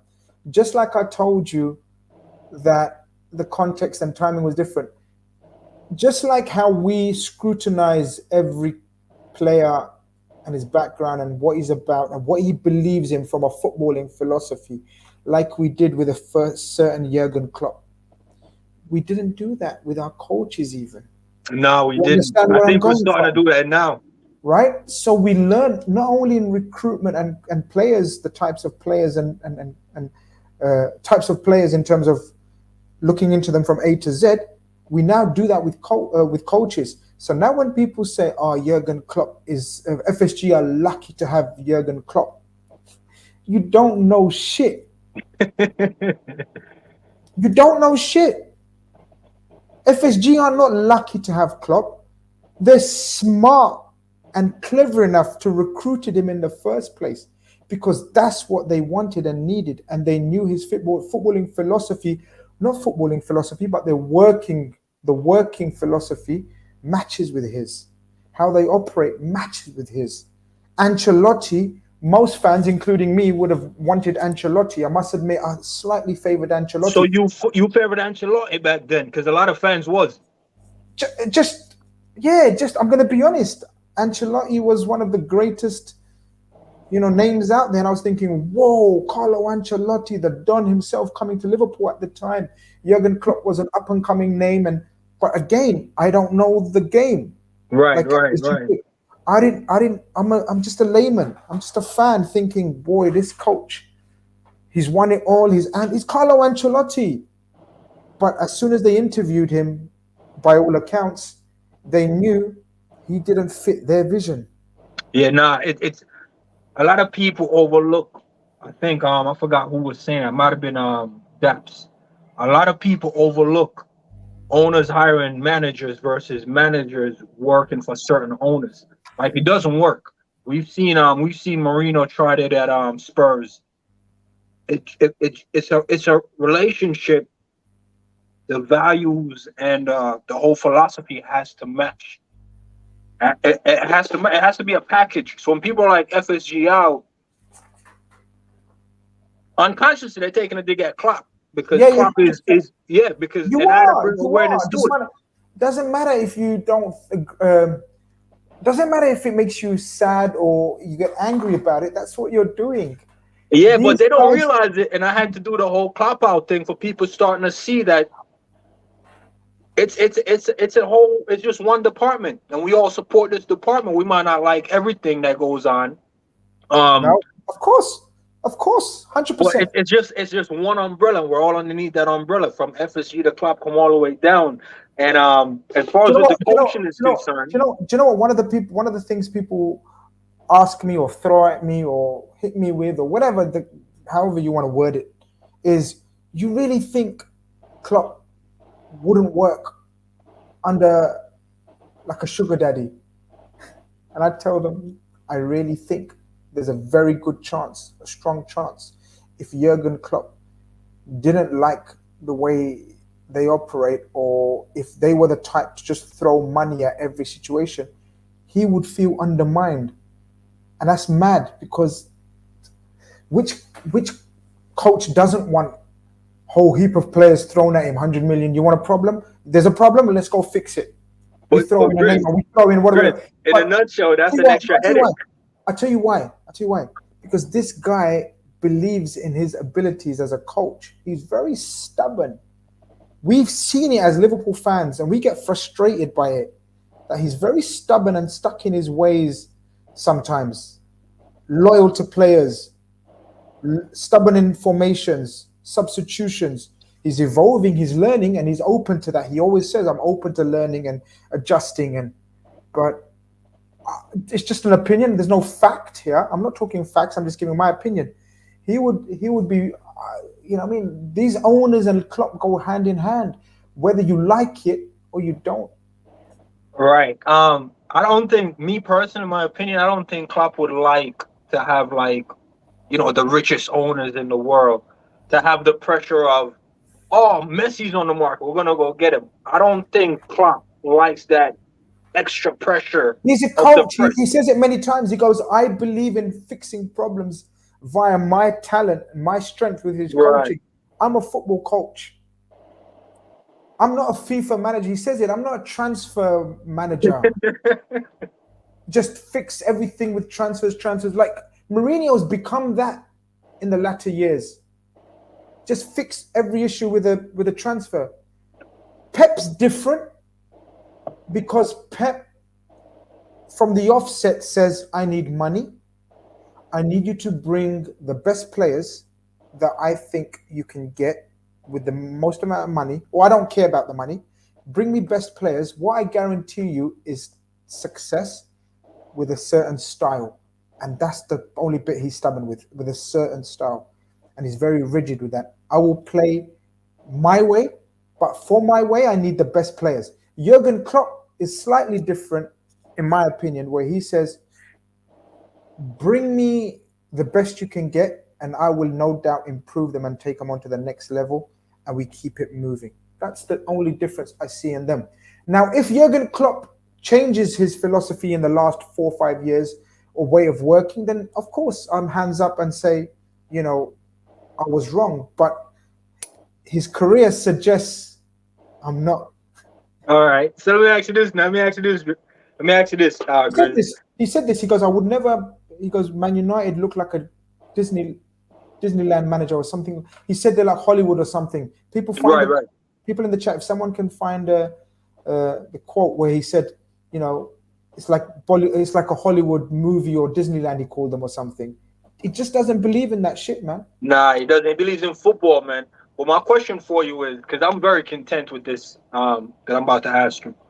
So Klopp likes to just challenge for the top, not be at the top, not dominate, not sit up there and just run a dynasty of number one and, you know, quadruple quads. He's not. That's not his thing. He just likes to be able to challenge, and as long as he gets the right pieces to challenge, he's content.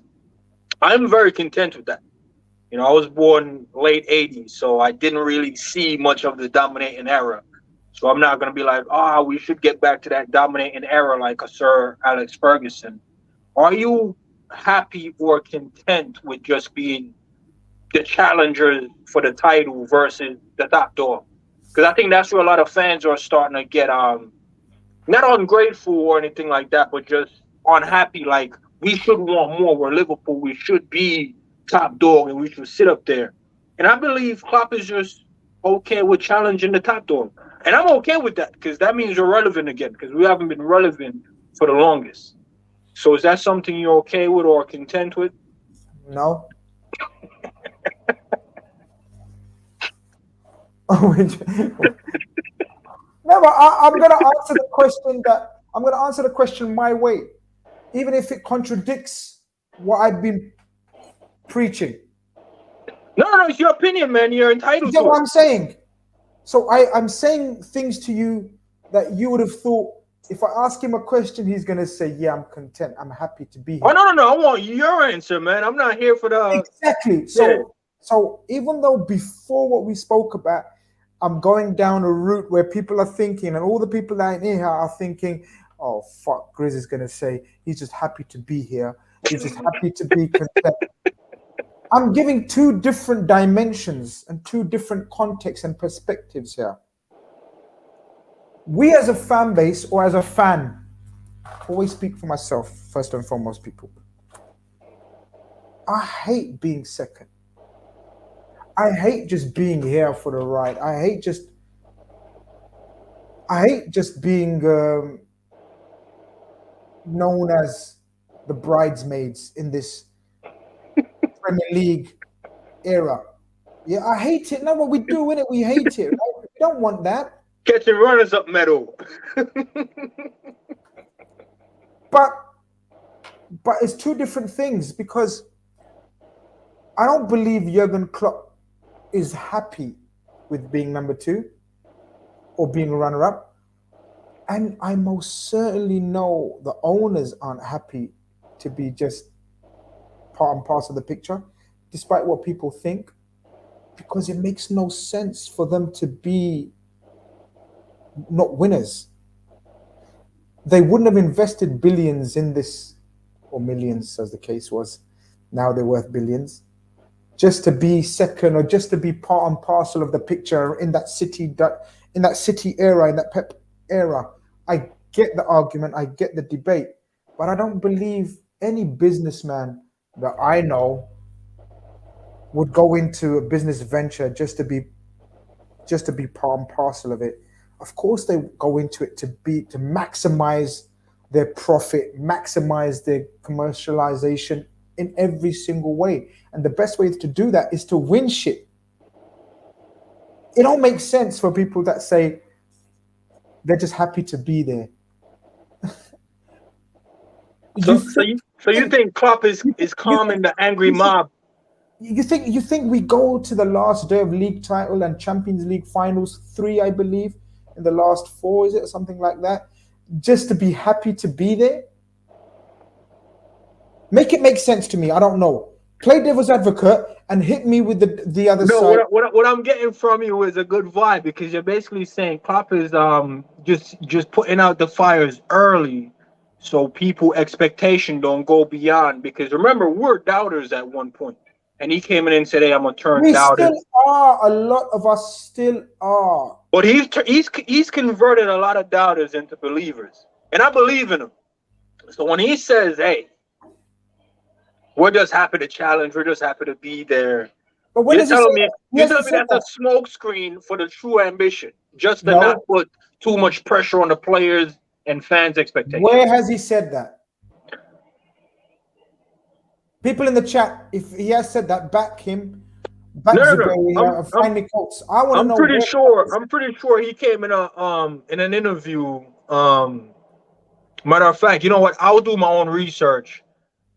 He has a winning mentality, but he doesn't. He said it. He doesn't aspire to be the top dog. He loves a challenge. He always said it. He loves the challenge. He loves being the guy shooting down top spot. He said it, being in the first spot makes him feel uncomfortable, uneasy. Because when you're in the front, all you have to do is stay in the front, and that's a lot harder than having a target to shoot at. Because you have nothing to shoot at, you're in the front. So that's Klopp's mentality to me.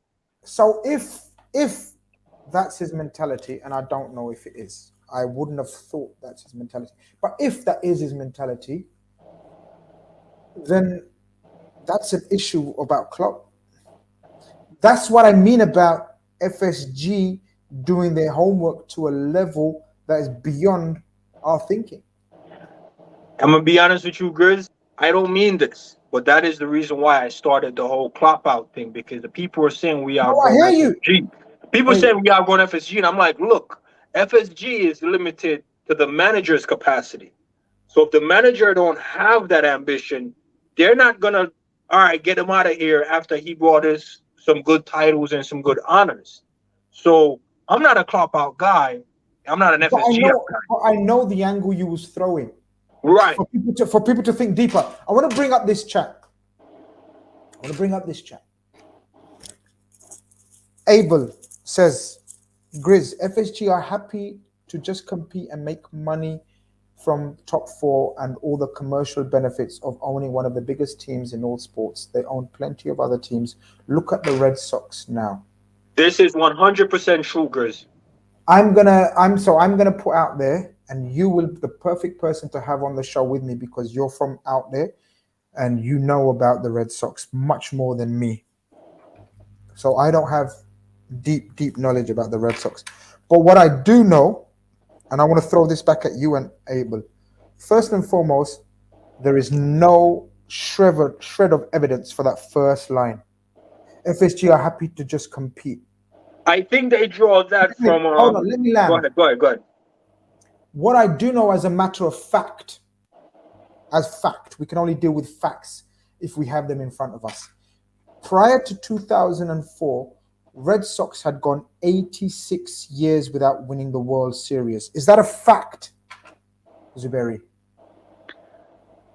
86. I don't want to say yes, but it's been a long while. It's almost like the 30-year drop. But yeah, it was a long while, because I'm a Sox fan. People let me know in the chat. Maybe I've got the figure wrong, but you get where I'm going with the fact part of it. So that maybe not be fact, but the fact is they went a long time without winning. Before you continue, they were in and about the World Series. So they always made the World Series. That's like making top four. So since then, have they won it the most times of any MLB team, winning it 4 times in that period? So history of the Sox is between them and the Yankees as far as how many they've won. And yes, they're very relevant, similar to Man United and Liverpool as far as... We have a fact check. It was 86 years. But they always made the world. They always made the playoffs. I don't give a shit about that right now. I don't give a shit about that. Basically, it was 86 years. That's the fact. Right. Let's not contextualize right now. Let's deal with facts. So the facts are they was 86 years without winning it. So when these guys rolled into town, They've won it the most times of any major league baseball team, winning it 4 times in that period. Another fact. So if they are not about winning, if they are not about competing, if they are not about any of that, how do you make sense of the facts that I've given you? All right, let me use Man U and Liverpool, for example. So I think United have one more trophy than us because of the one they won in Singapore. So I got to give them that. That's like FSG owning Liverpool, and then we go on to win the league 3 more times, and then Liverpool have the most English league titles in history. It doesn't mean that's an FSG ambition why Liverpool won that. It would be Liverpool was in and about competing for that. And that's what the Sox did when they went 86 years without it. Think about it. They went 86 years without winning it. Won it 4 times, let's say, in the last 10 years or maybe 15 years. And they still have the most trophies, but they went on an 86-year drought. That's like us going on a 30-year drought, but we're still in and about the trophies as far as the tally goes, is winning in England. So even with the Champions League, we've went there, 3 times in the last 5 years, won it once, but we're still the most in it. They just want to be in and about it. So is there a debate then, for example, if it wasn't for City, and people say, oh, you can't say if it wasn't for, well, we can, because it's unfucking heard of. Which part don't people understand? That Man City is a fucking anomaly. It is. And hear me out. And so that is why. So we could be winning 4, and you just said 3 finals in 4. Would we be having a completely FSG debate? Are the margins that huge, or can they be rationalized? It can if you're a human being and you just accept that. Look, FSG and Klopp came together in a time when an anomaly of Man City was born, bred, and reaches full potential. This isn't the beginning of the Manchester City takeover. They're already dominating the league, doing back-to-back, in and about top 2. Klopp came in that moment. So I'm not going to count out City. They're doing what they do. I think it's a human factor of, look, we can't really compete with these guys financially, so we'll just try to compete with them footballing-wise on the field. And I'm going to be very honest. I think we just take comfort in knowing, like, look, we lost the league by 1 point. We picked up 2 domestic trophies. We didn't lose to Chelsea. We didn't lose to Spurs. We didn't lose to Arsenal. We didn't lose to Man U. We lost to these juggernauts. They're the only team I'm worried about in England. And I think fans are starting to see the same. And I think Klopp just accepted, like, yo, what are you going to do? What are you going to do about City? City is an anomaly. People have brought up a quote. He says, Klopp in 2018, I have never wanted to have That's what it is. I have never been part of that myself as a player or manager. What I'm interested in is beating the best. What's the key part in that for you? For me, beating the best. And the best is City. Okay, for me, it's 2018. You say he should grow more and want more. Which look, people speak on the time they're living in. Jurgen Klopp spoke about not spending 100 million, whether it's pound or euros, whatever. And he says, yeah, you speak on the time, how you feel at the time. If we're saying he's got that mentality now, which there's no proof, find me a quote now where he's happy to be just competitive, and I'm just happy. I'm with you. Yeah, I'm with you. Then there's an issue. Yeah, I'm a big fan. I'm not trying to steamroll the Klopp out thing. I'm a big fan of Muhammad Ali. And he said, if you have the same thought process at 20 and you keep that at 30, 40, 50, you've wasted 30 years of your life. So if Klopp has that same mentality from 2018, according to you saying, 2018 is the big takeaway from that, if he's thinking the same way, that means he's basically wasting 4 years of his coaching time, because he could have been growing along with these players, growing with the fans' ambition. And I think that's where the fans are getting frustrated. Yeah, we know we came from the mud. We know we came from a 30-year drought. We're so close to the top. Why are we not striving for the top?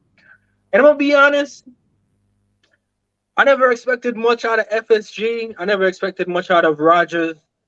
Klopp came in and he made me a believer, man. And if he's saying, yo, we just want to beat the best, it sucks going to the bar saying, yeah, we came up second. It sucks going to the bar saying, yeah, we lost by 1 point. It sucks going to the bar saying, yeah, we got the FA Cup and the League Cup.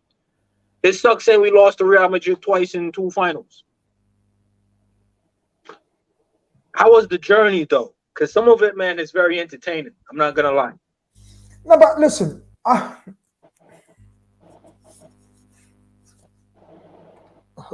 we saying that it only sucks for us? Are we saying that there's no hurt for Klopp? There's no hurt from the owners? Are we suggesting that we hurt more than them? Oh, no, man. I think Klopp is livid losing to Real Madrid twice, man. I think he must want some vengeance. So what are we saying then? I would like to get that fire from Klopp, though. You know, Klopp is the one with the match, and he hasn't stroked that match yet. I think so. That's why I'm just standing behind him right now. I'm waiting for him to say, "Look, man, we're gonna go take some heads. We're gonna go knock them down." You've got a lot of people that are supporting you in the chat, and you've got a lot of people that disagreeing with you in the chat, and that's the beauty of life. Oh no, that's right. That's right. For example, None Your Business, who's a channel member, so big him up. He says, Zuberi, bro, you're not even close with that hype about Klopp wants to beat the best. City have set standards no other team in history has ever set. And then the brother that brought us the 2018 quote suggests that he said something similar. He says, Klopp in 2021 said, we never thought about being the best team in the world. Obviously, at this moment, nobody thinks we are. We still want to beat the best teams, and Chelsea won the Champions League. I don't get there must be a I follow all of these. I'm sorry I stopped smoking a couple months ago, but back then I'm smoking every day, so my memory, they're all mushed together. I never missed the Klopp interview. He says all of that. I hear that. But even this quote or this thing that brothers brought up, we never thought about being the best team in the world. What is he referring to? He's referring to dominating like a Bayern. He never had that ambition. We still want to beat the best teams, and Chelsea won the Champions League. So it's obviously we must have beat Chelsea or something. I don't get it. So basically we beat Chelsea twice in both cups. So we beat the best. They were the best team in Europe, quote unquote. They won the Super League and the Champions League, and we beat them twice. Sucks, I think, on pens, but I think he sleeps good at night with that. As far as City is concerned, lost by 1 point. I can't speak for Klopp. Losing the league by 1 point is tough, man. And I think man. I'm not. Look, you asked me a direct question. You said, "Are you happy to be just part of a process and part of a club and part of an institution that just is happy to be here?" No, man. No, of course not. I want to put on my Liverpool kit and get respect when I go out there, but the world I live in right now, Grizz, I'm being very honest. I put it on. I'm like that Mel Gibson guy from Apocalypto, the guy they call Almost. I think Liverpool is just the Almost. And the Red Sox, for the longest, was the Almost club. They're in every World Series. I think we'll be in every Champions League. We might even be like within every semis. But I'm not saying they're good with it, but from the outside looking in, they are. And until they come out and say this is not enough, that's when we're going to see the money coming on the table. That's when we're going to see big changes. And I don't know who's really limiting those two moves. I don't know if it's the owners. I don't know if it's Klopp. But I'm telling you right now, as a fan base, we can speculate. We can want all we want. But until the manager or the owner comes out and say this is not enough, being runners-up to this juggernaut isn't enough, I'm just gonna support it, man. It's my team, it's my coach. It's Liverpool is life. So it sucks for me. I'm not really happy with it, but it's what I got. So I'm content with it. If it changes in the future, I'll be waving the biggest flag. It sucked that his quotes were pretty similar. I would like for him to change and not think the same. When we're underdogs, but that's what it is right now. So that's why I asked you the question, and it's a fair response. Vex Blazer, I'm gonna use his chat to sign off as well. He says, "I'm signing off. Has a long day. It's been a long day. It's true. Big up Grizz and Zuberi with a locks legend. Smash the like button, people. This chat and debate has been popping today. Zuberi always comes with a complex, with a deep questions. You don't come and ask basic questions, so he gets me thinking, and I love that about him. Zuberi, it's been a pleasure speaking to you as always, my brother. Hey, Grizz, before I go, I'm gonna send you the contacts. All right. Okay. I'm not sure if you're on WhatsApp or anything. I'm gonna try to come in town for the City game. I heard it's a little tough getting tickets. A little tough. Understatement. That's an understatement. We'll talk about that some other time. But I heard it's a madness right now. But I'm gonna try my best. Listen, I've got your number in the thing. I'm gonna add you to the WhatsApp. I don't know how I'm gonna add that. I'm gonna copy and paste it and then see what we can make. You might need a 1 in front of it, I think, for the international. Yeah. Okay, we do that. But people, big up Zuberi. He's been a wonderful caller as always. Hope to chat to you next week as well if you manage to get time. Look after yourself. Have a wonderful weekend, and we go again. As you said, that's all we can do as fans, unfortunately, unless you got a few billion in the bank and go and take over and try to do a better job than them. That's all we can do. Big up yourself. Hope to chat to you soon, Zuberi. Take care, my man. All right. People, our Brush is into the building. Brush, man, what are you doing to me? I'm about to log off, but I'm going to bring you onto the stream still because you're a legend. What are you saying, bro? Apologies for the lateness, man. I was out. I just got home. I was surprised, actually, to see you're still on. I'm surprised to still, but me and Zuberi got chatting. You know, it got deep and it got long. People, Brush is one of my best moderators, man. He looks after me nicely behind the scenes. Brush, man, I really need to sleep because I want to watch the games. Listen, it's all good. What's going on anyway? I was out yesterday as well, bro. Yeah. I literally just jumped on because you asked if I could. I didn't think it was going to be this late in it. But if you need to go, you need to go, bro. We'll chop it up later on in it. It's all good. We 100% will because Brush is big on the FPO, and we're going to be starting the FPO show soon. So, hoping you're going to see Brush more on my channel. You know what I mean? Even though he's a Man United fan, but we keep that moving. We ignore that fact. But 100%. How you been anyway? Yeah, I've been good, bro. I've been good. I almost shed a tear last week when we played you guys, and I actually saw triangles for the first time. You guys are, man. Obviously, it's pre-season. You see triangles and you get gas. United fan just jumping out the window and going crazy. So you do have to keep in mind it's only pre-season. All I can do is hope that some of this form that we've been seeing gets taken into the season, innit? No, it looks positive, man. If I was a Man United fan, I'd be equally as not gassed. Because some of you lot are mad, innit? But you're more level-headed one. Every improvement is progress. That's what it is. The thing is that they need to understand it's going to take time. Last season was too bad. It's not going to be that bad ever again. That's the only positive that you guys can work with and keep it moving, right? Yeah. And you need to understand as well that it's going to take time because obviously you're still working with the same players. And you would know from when Klopp came in, when he was trying to implement his system early on, but he didn't have the tools, to carry out what it is that he expected and wanted. So it's going to take time. It's the same thing now with Ten Hag. 100%. But people are saying big up Brush. So, realistically, I'm expecting a Europa League battle with Arsenal in it next season. It is what it is. I'd like to say, no, I wouldn't like to say more, but I don't know actually. Realistically, bro, because the top two aren't going to change in my opinion. And then the other two that really look good at the moment, obviously, I think Tottenham have done great business. And Conte is a manager for the here and now, so I think they're strong contenders to get into that top four. They've also got one of the coldest front threes. It's not talked about enough. It's gonna be tight, and I think Spurs are gonna be the biggest shakers and movers. And Chelsea have shown they're about business as well, man, bringing in some big signings.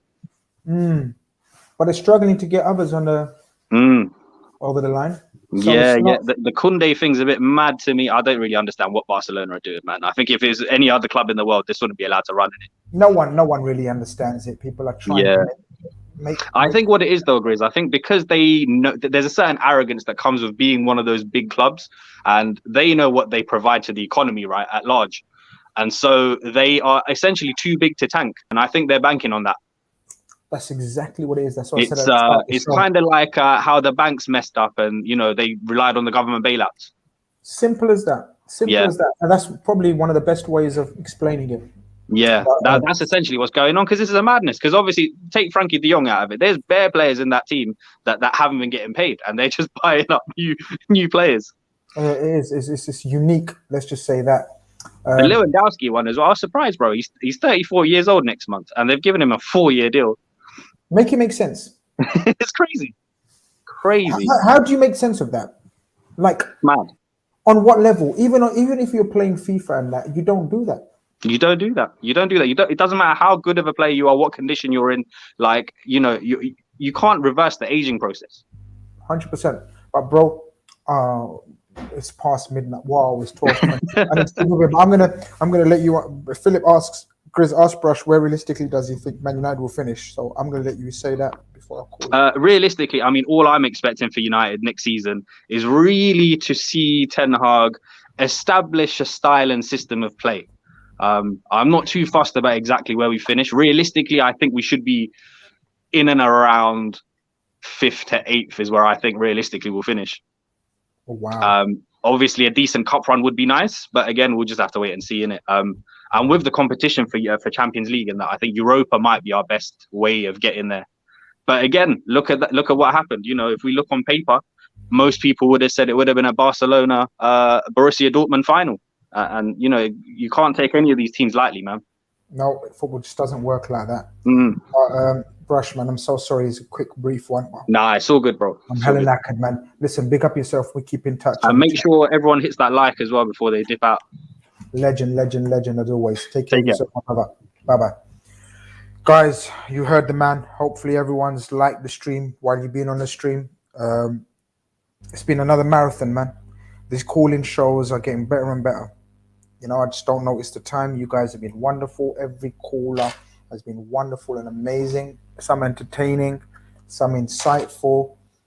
This is what it's about. So people, big up yourselves, big up all the callers, big up people in the chat. You're still lively and you're still making great comments. This has been the Call-In Khan Show. Tomorrow, RedFellas will be back 9 p.m. or 10 p.m. I'm not 100% sure, but I'll confirm that. And then we take it from there. Hope everyone has a good weekend. Take care. Bye-bye.